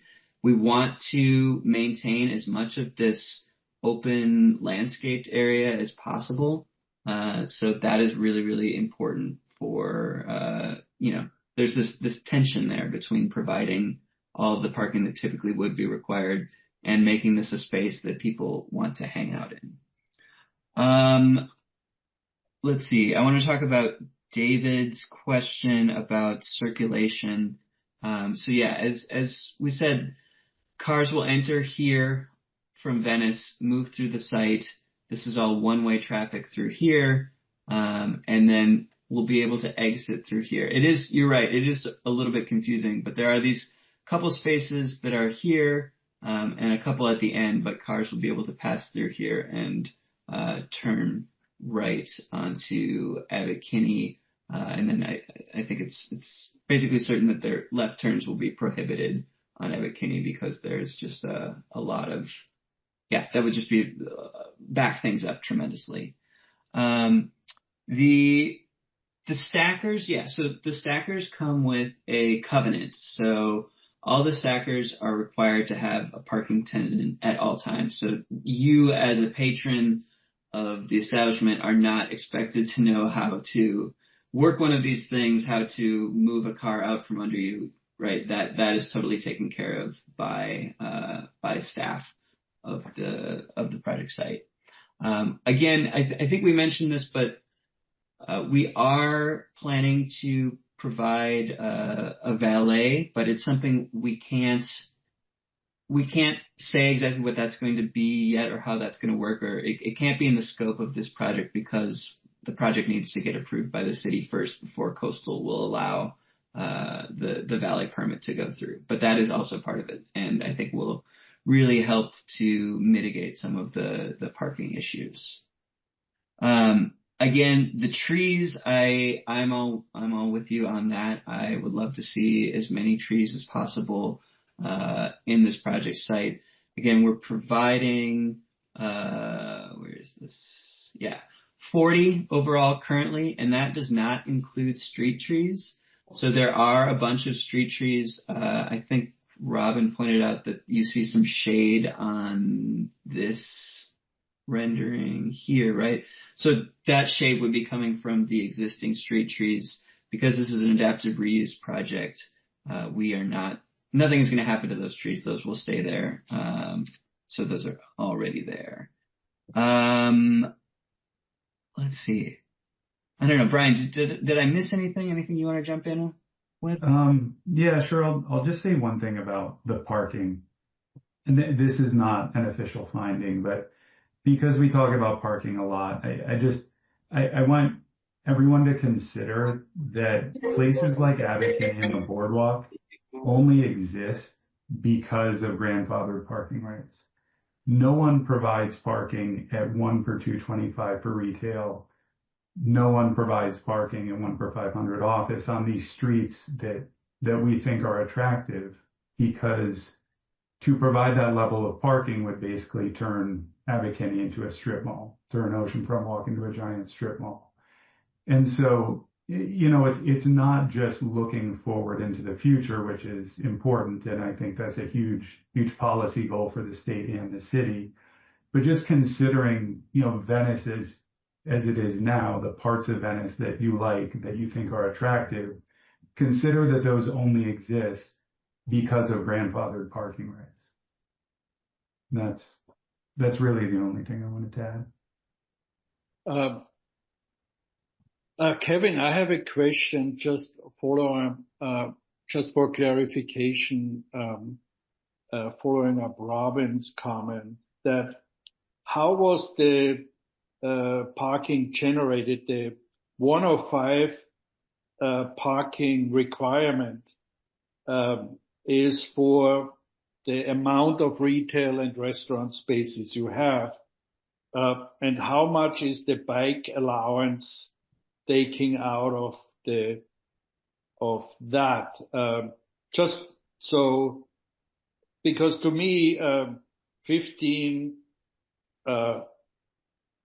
parking spaces, a little bit more than, 15% reduction is not a lot on the overall site.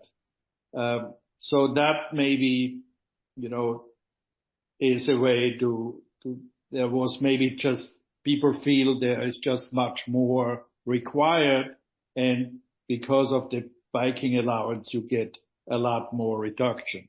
But the second question, was there ever a discussion about reversing the traffic on this site? For instance, a lot of complaints are centering around Erewhon's backing up on the main street, Venice.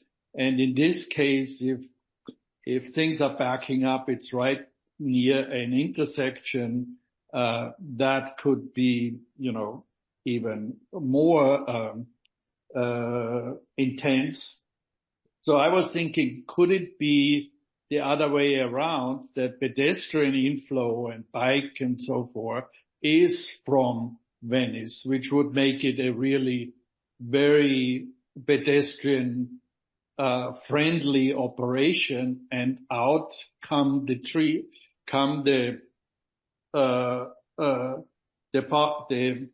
moving cars coming out onto Venice and immediately turn right onto Venice. They cannot go any other way.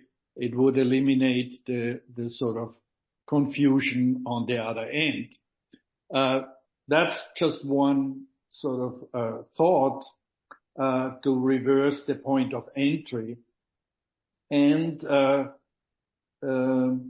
there's also, you didn't count it, but there is some street parking also on Venice Boulevard still adjacent to that site. And I don't know how many those are, but they could be, I would say, added to your project. They are part of the, overall street parking, but I think that would maybe, if 7 or 8 parking spaces would be along that side, that would help. So even though, in my opinion, I feel you did a lot to amend this project in a positive way, that there could still be more improvements. Okay, that's my comment. Sure. Yeah, thanks for that, Mark, and I'd be happy to provide some clarification there. So, yeah, you talked about the bike parking reduction as part of how we're getting to that 105 spaces.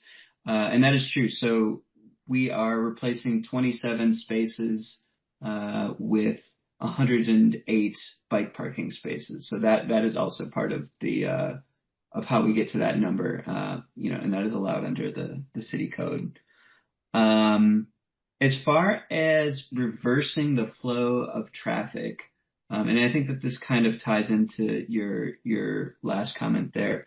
So yeah, you can't really see on this render, but basically from the point of view of where whoever is looking at this project in this render would be standing, you have this essentially frontage road, right, where there is a bunch of parking, and this is actually not part of the project site itself, but is the public right-of-way.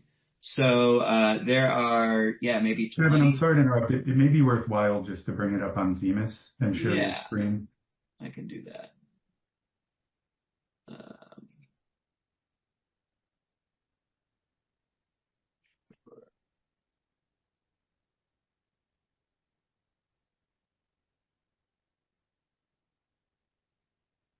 Are you able? Is Zemus up right now? It is, yeah. Yes. Okay. Yeah. Great. So, just loading here. Okay. Yeah. So this space right here. Again, you can see those street trees that I mentioned, but this space right here, there is a fair amount of parking, and that is all in the public right of way. So we would not have access to that as part of this project, but that does exist. We are hoping that would be part of the valet zone. Again, the valet zone is something that we can't. The project's approval can't be conditioned on that because Coastal won't approve it until after the city's approved the project. But again, that would allow people to enter from Venice, and the valet would be in this area and would be able to stack cars there as well. So I do understand your point about using Abbot Kinney as the entrance, but I think that the use of this space here outweighs the potential benefit of that. Does that answer your question?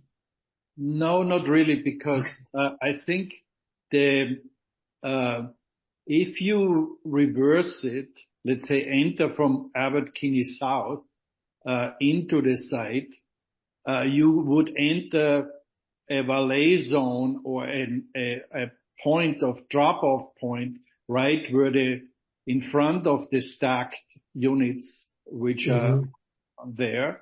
So that triangle space which we see above the green space there, that would be sort of the parking distribution zone. And by reversing let's say the angled parking, can you see my let's say pointer on the screen? No. Anyway, but it could, if you just turn it around, enter from Abbot Kinney South, it would be the same as what's happening in the Grove, for instance, where you enter at I would say it's the behind of the Grove, the ass of the Grove. You would come through and then enter from there into the heart of the Grove. So in some cases, the parking is convoluted, but over time people would find out that this is the way it works, and that would maybe allow like a separation or somehow that the zone in front of Abbot Kinney, that public zone, could be intensified with parking and also be the outlet on it. And I don't know. To me, it's a possibility. I haven't really, just looking at it, that came to me. It's not something I had studied, but it's maybe worth a try. And I don't know if other people feel that way, if it would maybe make a difference. Mark, we're happy to analyze it. It wouldn't hurt to take a look at it. Yeah. Okay. So, David? No, I just wanted to echo that looking at the site circulation as a diagram that my concern with the traffic going in the other direction as it is currently drawn is that the exit is a little bit like trying to drive around Deus Ex Machina. There's so much parking right up against the exit that it makes it slightly unmanageable. Whereas if the circulation is reversed, as Mark is suggesting, then the Abbot Kinney entrance into the site, which is actually rather attractive, has an entrance to the site now. Once the gate is changed, that could actually be an incredibly good way of resolving many of the issues, and also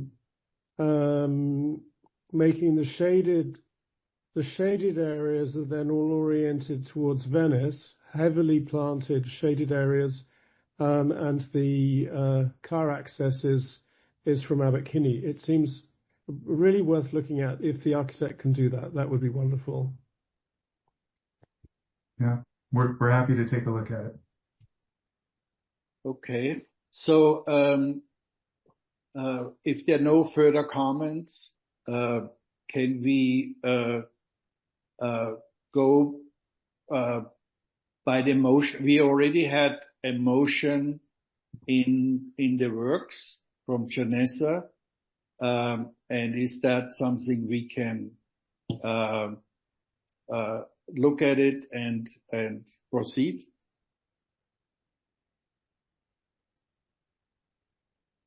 Jen, are you going to share screen or? My motion isn't updated, so I'm not sure what you'd like me to share on my screen. Oh, okay, yeah, then just tell us if you have a recommendation. I recommend approval. That's what my previous one was. Yes. So I haven't changed it since then. That's okay.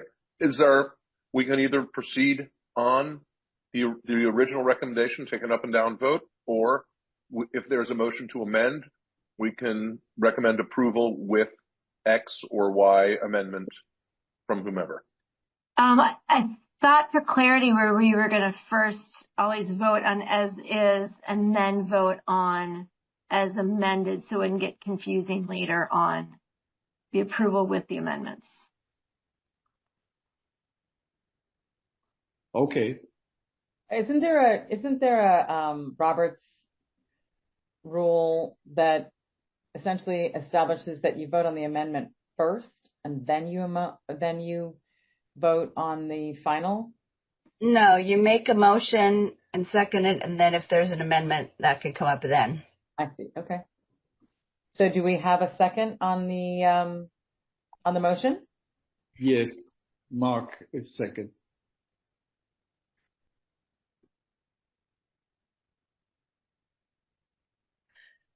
So do people have amendments? I heard a lot of really good ideas. I don't know if you guys wanted to just make them somehow formally or actually add them as amendments or recommendations to the motion. Yeah, I would like to add amendments as recommendations to the motion, so that it will be recorded as such, and then but first let's vote on the motion itself. Well, no, we got to address the amendment before we go back to the main motion. Okay. So go ahead and make it. Do you have the details of what you want to say? I would say that we recommend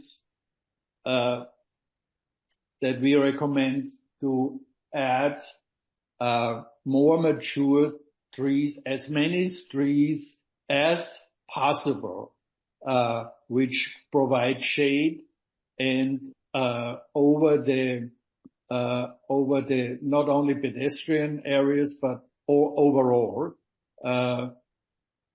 And as a recommendation, and then also recommend that best practices of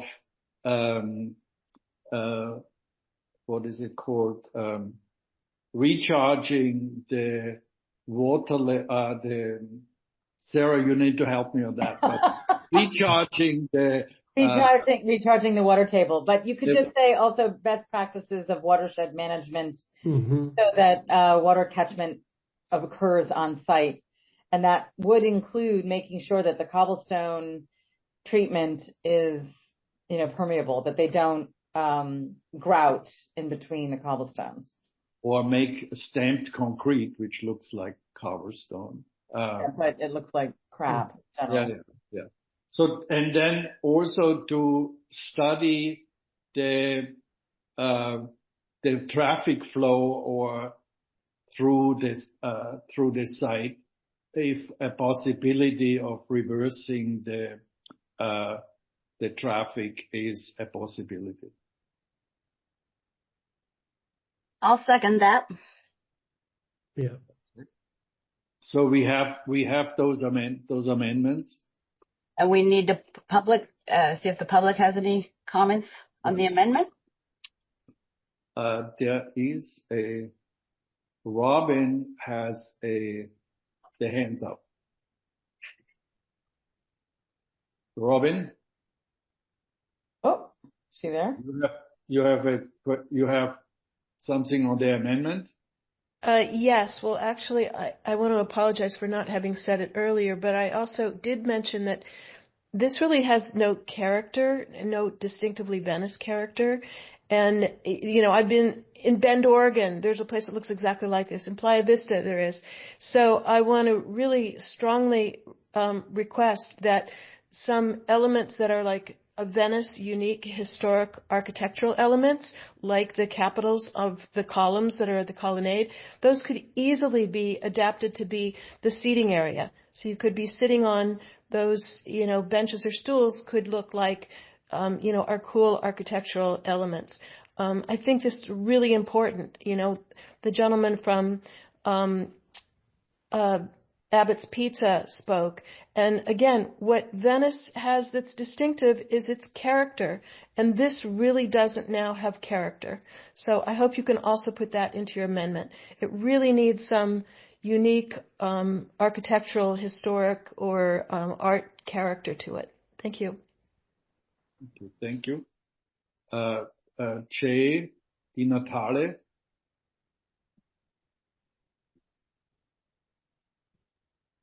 Jay?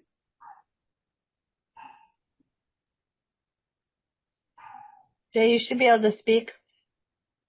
Oh, yeah. I'll comment on the review of the traffic flow amendment. I think the amendment should look at what appears to be a choke point, very narrow space towards the Abbott Kinney exit.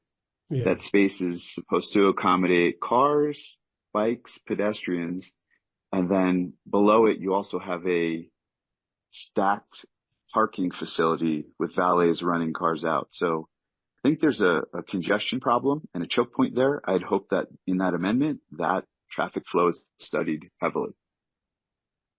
Yeah. Okay, thank you. No more public comments to the amendment. Will we any amendments to the amendment? Or can we vote on the amendment? Did you want to make any additions, Mark? No, I think maybe just would add that we would like to see, more Venice character, or it doesn't need, I don't know, I mean, there's something about Venice which is sort of unfinished and unslick. So, but it's hard to put that in words, but I think we could make a reference to a more sort of Venice character to improve the or add more Venice character. Are we looking for the word funkify? I'm joking. Oh yeah. Yes. Well, what I had written down, I don't know if you like, is number 4, add more architectural Venice character. Is that enough? Venice, but we really have not defined the Venice character, so it's hard to know what that would translate to it. But maybe David, you have a word, or somebody has a word which could add to that. Unfortunately, my word's a bit too complicated. But I'm in favor of what I call messy anachronism, and I think Robin Mures was referring to something like that, which is where there are moments from Venice history that are embedded in Venice. Venice past is embedded in Venice present, to make something with a sense of historical continuity. So, but I've already used way too many words, and so, but there is something to do with Venice character, which is, as I said, a kind of messy anachronism. But I just don't know how we express that in simple terms. If I might, I'm a tiny bit. Nicole just popped up. Maybe she has an idea. I mean, my question is there a percentage for public art component to the project? Is Brian or Kevin, can you answer that? I don't believe so, but that's a great question. I will say that I'm sure there will be elements of public art. It's hard to present this project because this project is really just a change of use for existing buildings. That's the entitlement that we're asking for. Yeah. So a lot of these details, including, the look and feel of it will change drastically when tenants come in and they file TI permits to do their own storefronts and their own treatments. It'll sort of have that naturally have a more eclectic look, just because every storefront will be different and have a different feel. Right now, we just have to show it as basically the shell that's going to host the tenant spaces, but I'm sure if you were to see it after it's finished and it's been tenanted, it will naturally sort of have the feel that you're looking for. But yeah, I've gone a little off topic here, so I'll bring it back. I don't really know how to, the character of Venice is a very difficult thing to define. It's different things to different people. I do agree that, it looks a little antiseptic in the pictures, but that's only because, as I said, there are no tenants to bring it to life. So I'm not really sure how to address that. Okay, thank you, Brian. Maybe we can just refer to the character of Venice as a and to or add the character and vitality. Does that work? Or the domestic character of Venice. Mm-hmm. Reflect the sort of more what is it called? And like you said, it anachronistic or unkempt quality of Venice in general. So, Robin is what have you? Can you read us back the amendment? Or Sarah, do you have any comment? Well, I think David, Sarah, and Robin have their hands raised. Okay. Well, David. I was just going to say, Mark, I'm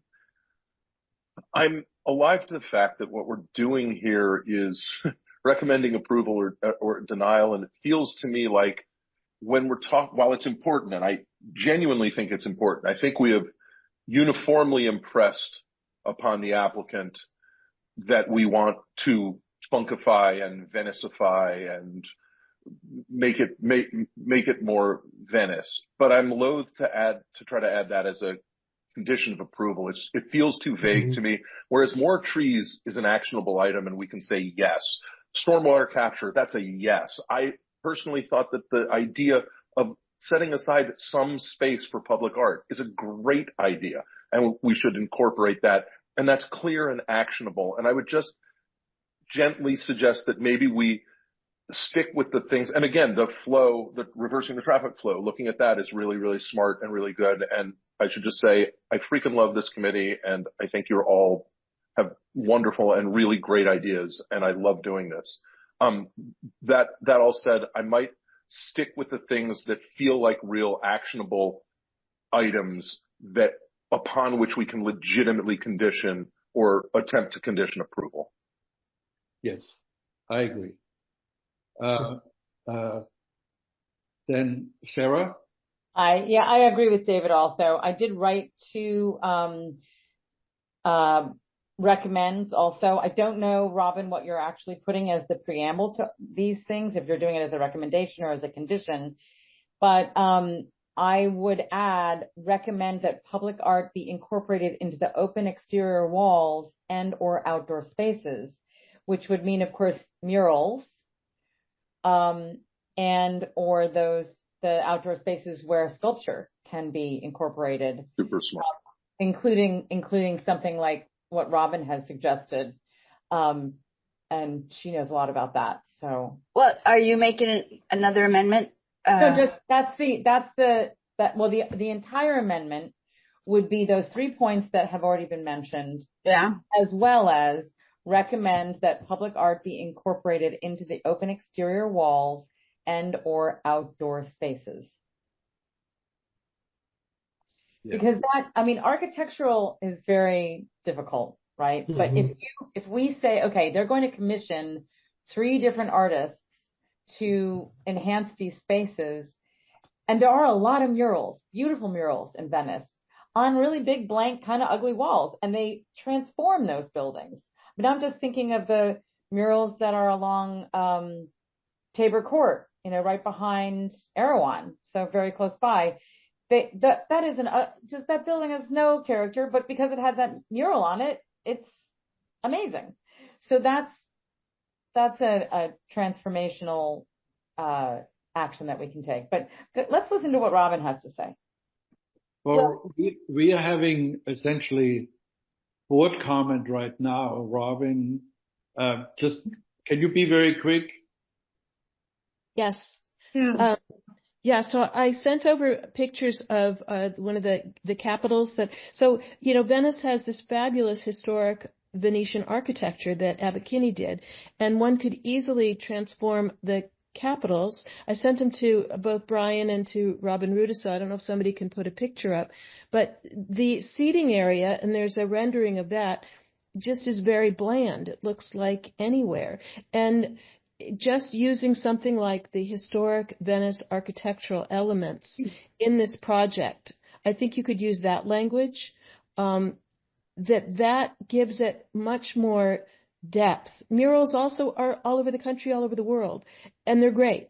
But we have this fabulous Venetian architecture that Abbot Kinney created that could be integrated into this project. So I would really strongly recommend that. And if somebody could share the picture, you could see what I'm talking about. And I know Brian Silvera also is in favor of these generally. I don't know for this project, but I think it's very suited for this project. And I would think the owner, if he likes the Brentwood Farm Market, whatever it's called, that too, it has character. And murals aren't only going to do it. Sarah also did say sculpture, but anyway, I just strongly recommend the historic Venice architecture. Thank you. Thank you, Robin. So, Robin, could you read back the amendment, the 4 points I think we made as recommendations? Yeah. And the question is, Mark, if you accept these last couple of things as friendly changes to your original amendment, it'll avoid us having to vote and do public comment again. Yes. Yeah. Okay, great. So the motion is, with this amendment, to support the project. And then in addition, we recommend, number 1, to add as many mature trees as possible, which provide shade overall. Number 2, best practices of watershed management so that water catchment occurs on site, including keeping the cobblestones permeable. Number 3, study traffic flow through the site with the possibility of reversing the traffic. Number 4, and if you accept this as your character comment, use historic Venice elements to provide more of the character of Venice. And then number 5, recommend public art be incorporated into the open exterior walls and/or outdoor spaces. Can we put 4 and 5 together? Sure.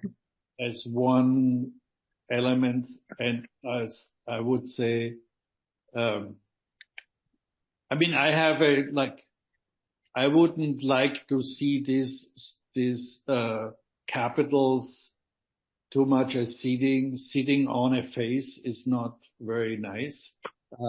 But so maybe there's other ways of use for this, but I would say maybe that encourages Venice-based art projects.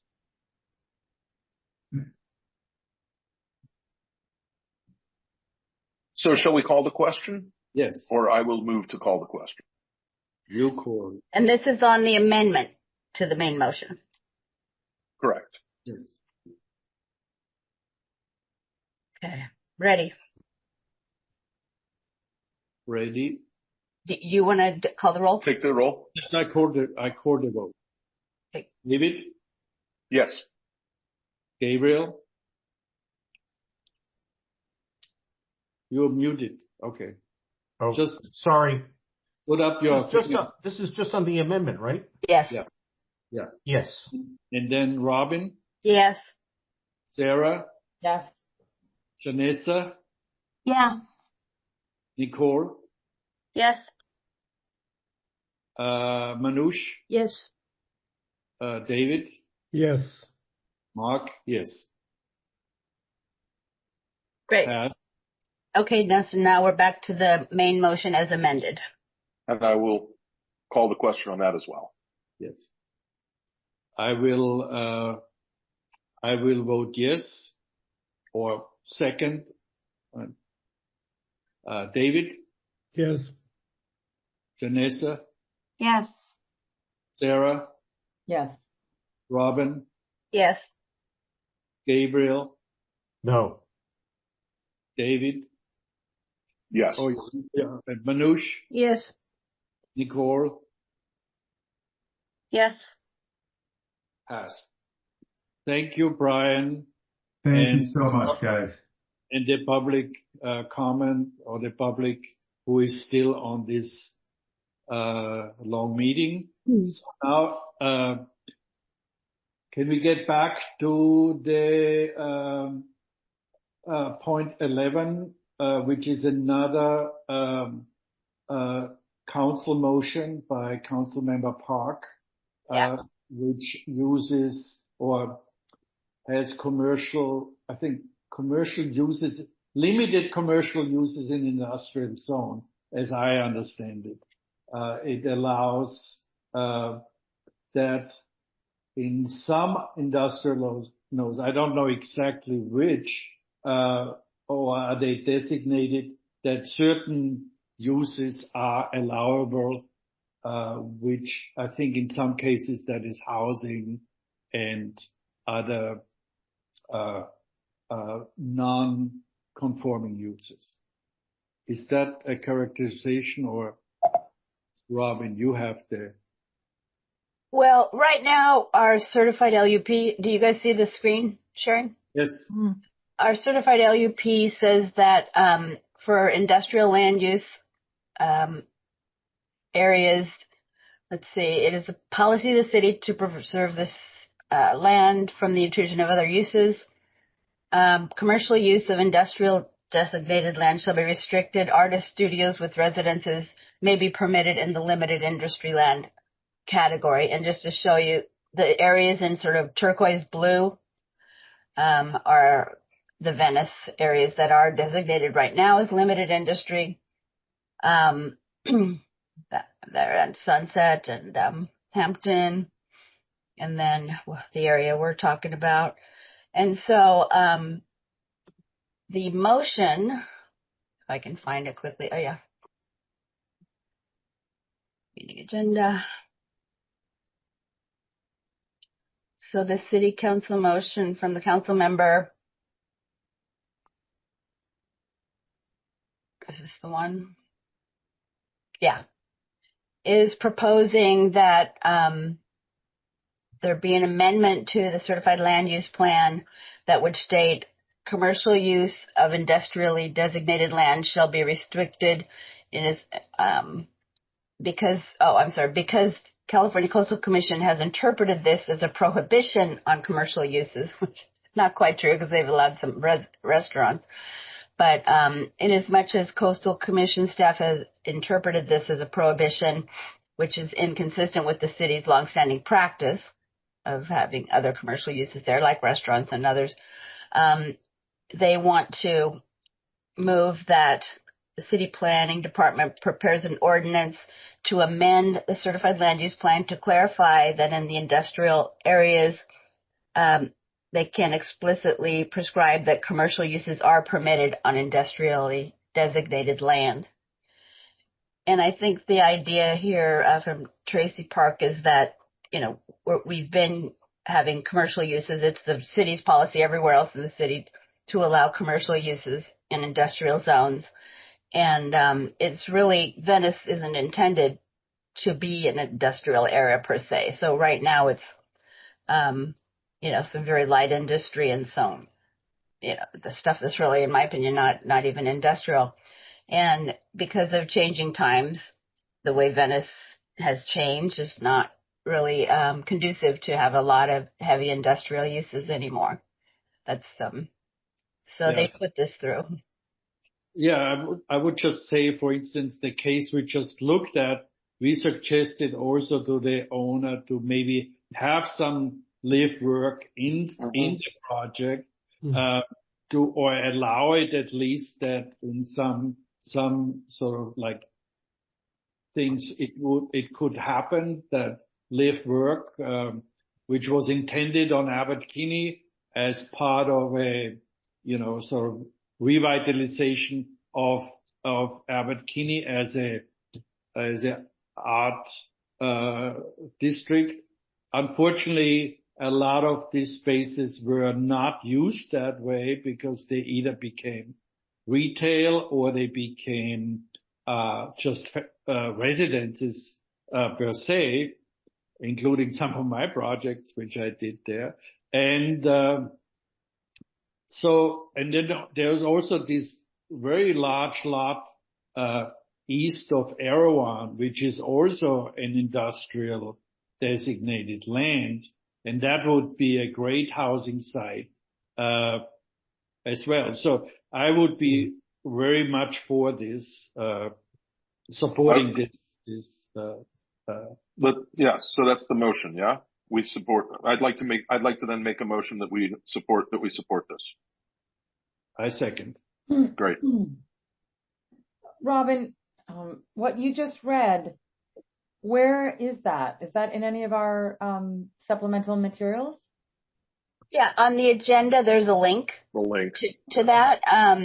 Sorry. I'll put it up in a second. City Council motion. It's the first link under item 11. God. Okay, everything open but the actual agenda. Here we go. Is it showing now? So under 11, is it the second link? Yeah, I think I actually labeled it wrong. Yeah. The second link. So, okay. I see it. Okay, great. Thank you.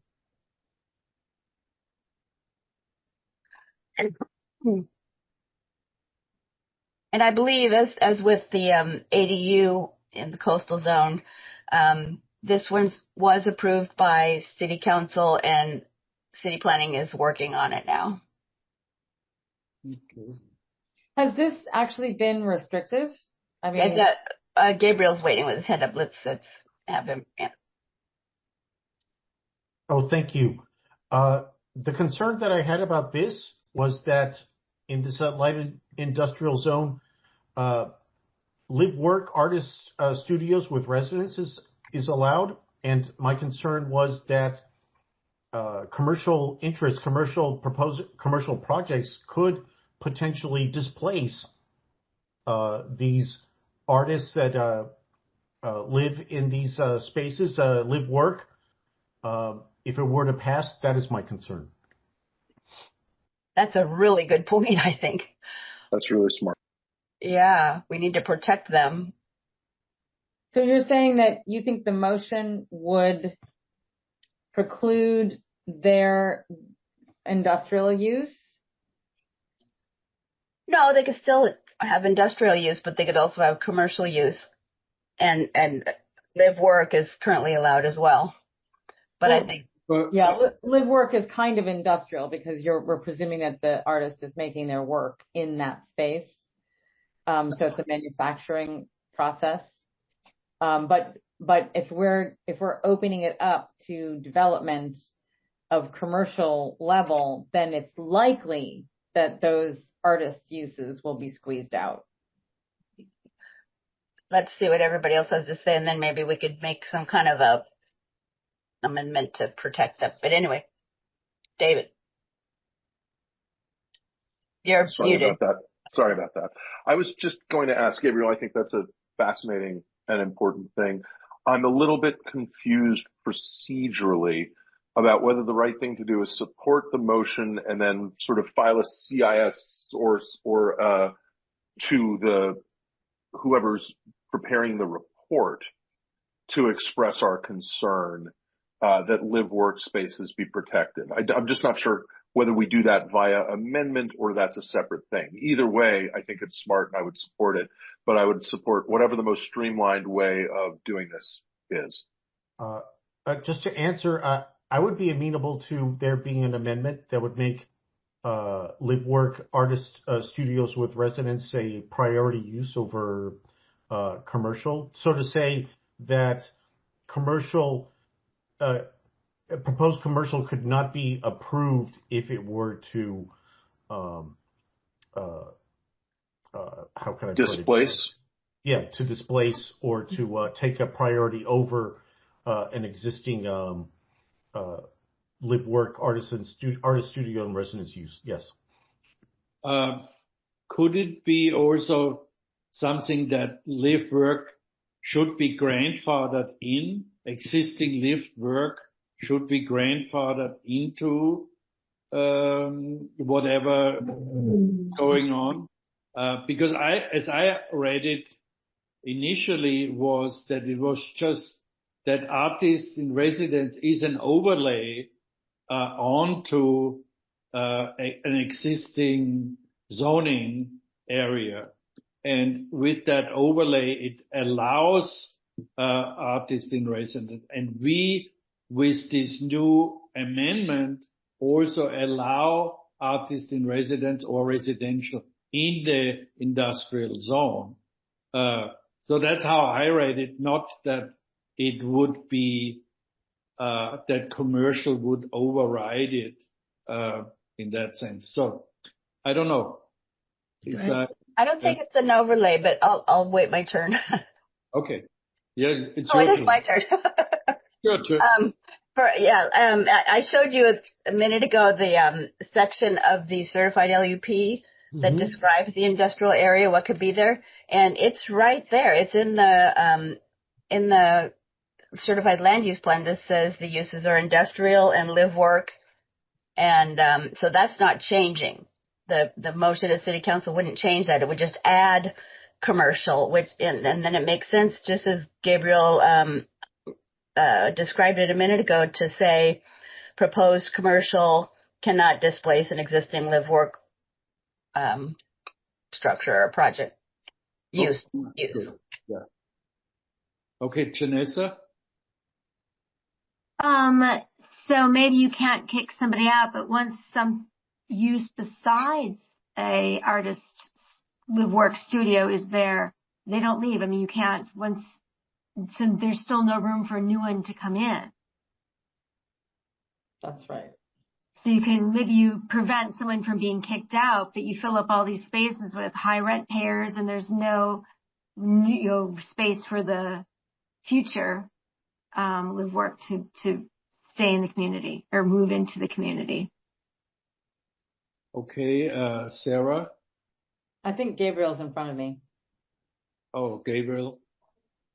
The point I wanted to make was that I think that the reason that artist in residence is zoned for this or is allowed to be in this zone is that some of the process of some artists is industrial in nature. Say, for example, there's a sculptor named or there used to be a sculptor named Richard Serra that did these big sweeping sculptures out of 1.5 inch or 2 inch thick steel, or he would take molten lead and throw it at a corner in a room, and then when it cooled, he would pick it up and you would see the edge.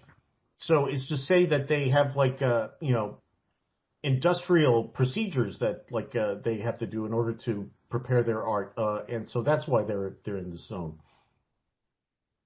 Yeah, can I just interject, because the way I interpret, or it was interpreted, live work in Venice and the Albertini corridor was for artisans, like jewelry makers, architects, people designers who not just do heavy industrial art, but also do different, more fragile, smaller paperwork. All of that there was a whole list, as I remember, of allowed uses. So that overlay seems to me much more, let's say, open for any kind of things. I mean, we could maybe in the amendment also say that we prefer live work over commercial, or can it be prioritized? No, probably not. I don't think it can. What I wanted to say was that the movement from industrial into artist live work has happened in many cities, and most notably in New York. Downtown, this is no longer the case, but downtown, artists moved into industrial spaces because they were large, they had large light windows, and they were able to use these spaces to make whatever they were making, whether it be small or large. And there was a community that rose up in these areas, and Venice was the same. If this is allowed to go to a commercial zoning, that will disappear. And Janessa is completely right. It just, as an economic matter, anyone that owns that land, if they can convert it to commercial purposes, they will do so because they will make a lot more money off of it. And then that will necessarily preclude the ongoing, some people will get kicked out because their landlord will sell the land. But once it gets converted, it's not going back. So, we can kind of stand in the way of economic, waves. Or we can say, okay, we're going to let some restaurants in here and there probably won't be any more artists. That's really the choice here as an economic matter. Okay. Any more? David, you had your hand up? Yeah. Just briefly. Go ahead, David. I'm sorry, David. Okay, Go but ahead. just very, very briefly.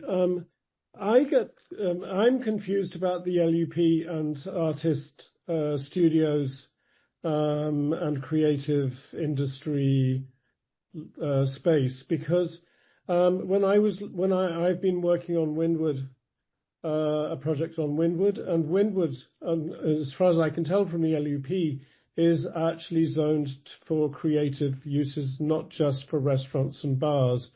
And so there is a kind of complexity that's in the LUP that isn't manifest in the way the buildings are being used. And so I'm not sure. I would like to see if it's possible to craft a sentence that would allow for artist studios or I like the artisan spaces or spaces for creative industry in some as an expression rather than heavy art or sculptural workshops which use industrial processes, that it is creative industry. I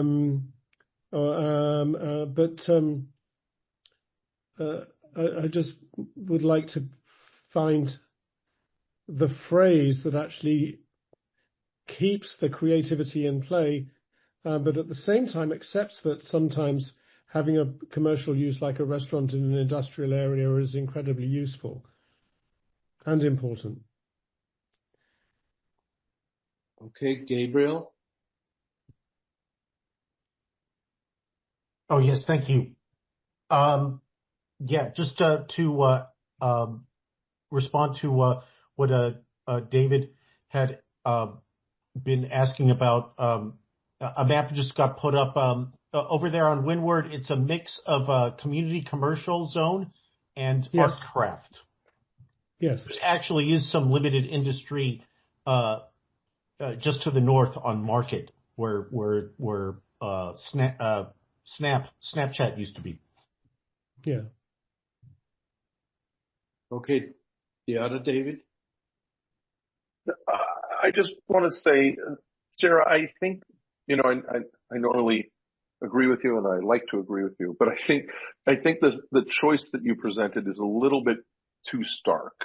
I'm not sure that that's quite right. I think that there is a reasonable middle ground that accomplishes both things. And that middle ground is to protect the community that exists. I think it is unrealistic to imagine that we're going to build a new downtown, a new Soho, when Venice is as it is, just as it's unreasonable to think that Soho will become what it was. But I do think we can, and I agree that we should protect what's there. And I think that there is a way to say that we support this, but we want to make clear that in no event should the commercialization of an industrially zoned property displace an artist in a live-work situation. That would be my suggestion. And I just think that as a pragmatist, I think it's a better solution than a blanket no. Although I understand your point, and obviously I respect your thinking on all of it. Okay, could we follow that lead and vote on the amendment? Robin? My worry is that somebody sells their property and the new owner, they're not going to do a live-work use. I don't know. I think we might be better off just saying live-work is the priority use over commercialization. And then I know it's left to discretion in a way, but Coastal Commission is very strict about that. In what way? When there's a priority use, like a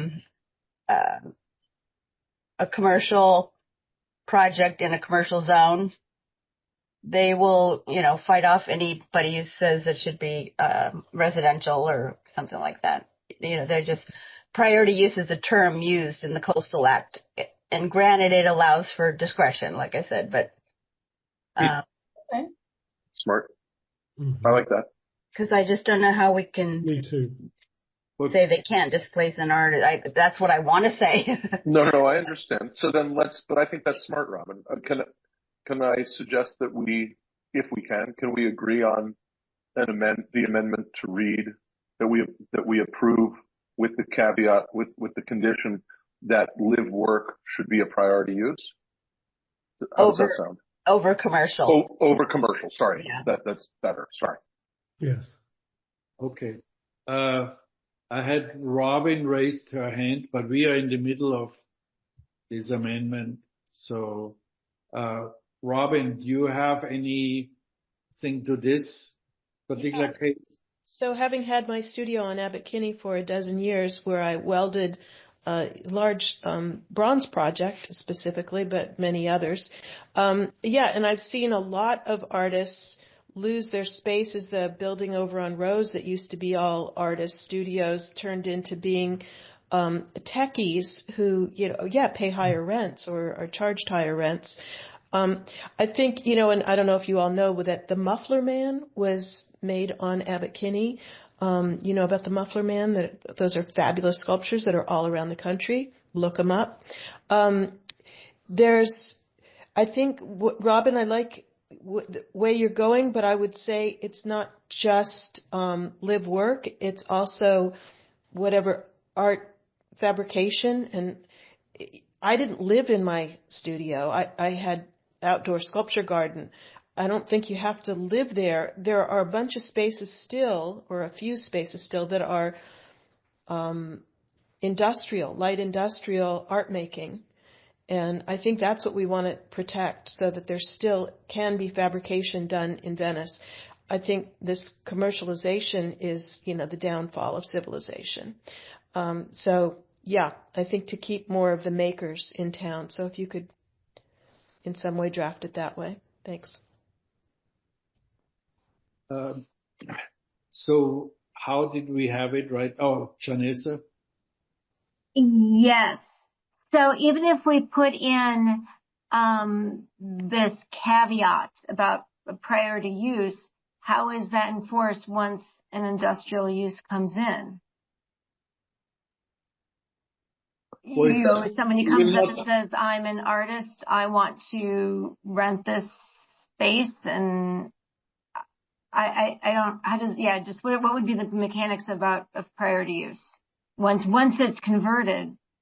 I think it goes through the building department or just through a building permit process. It's not just renting in the rent area. It is when it is converted, or when it is in the process to be designed or permitted.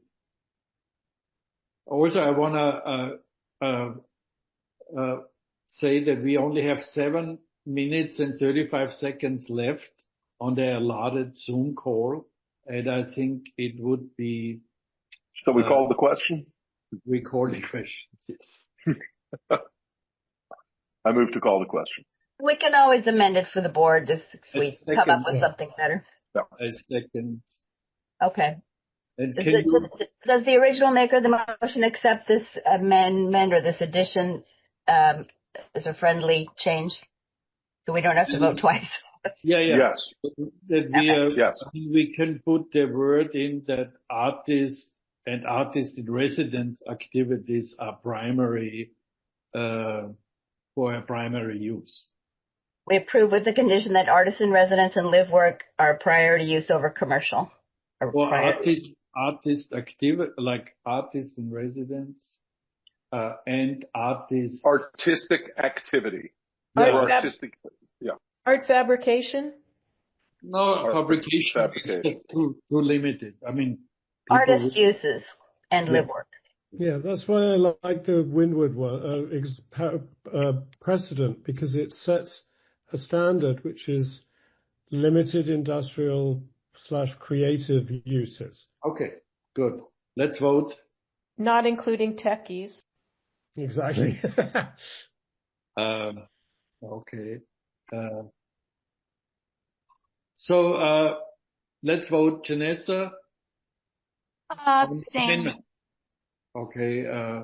I vote yes. David? Yes. David? Yes. Sarah? No. Nicole? Abstain. Manoush? Yes. Robin? Yes. Gabriel? No. All right.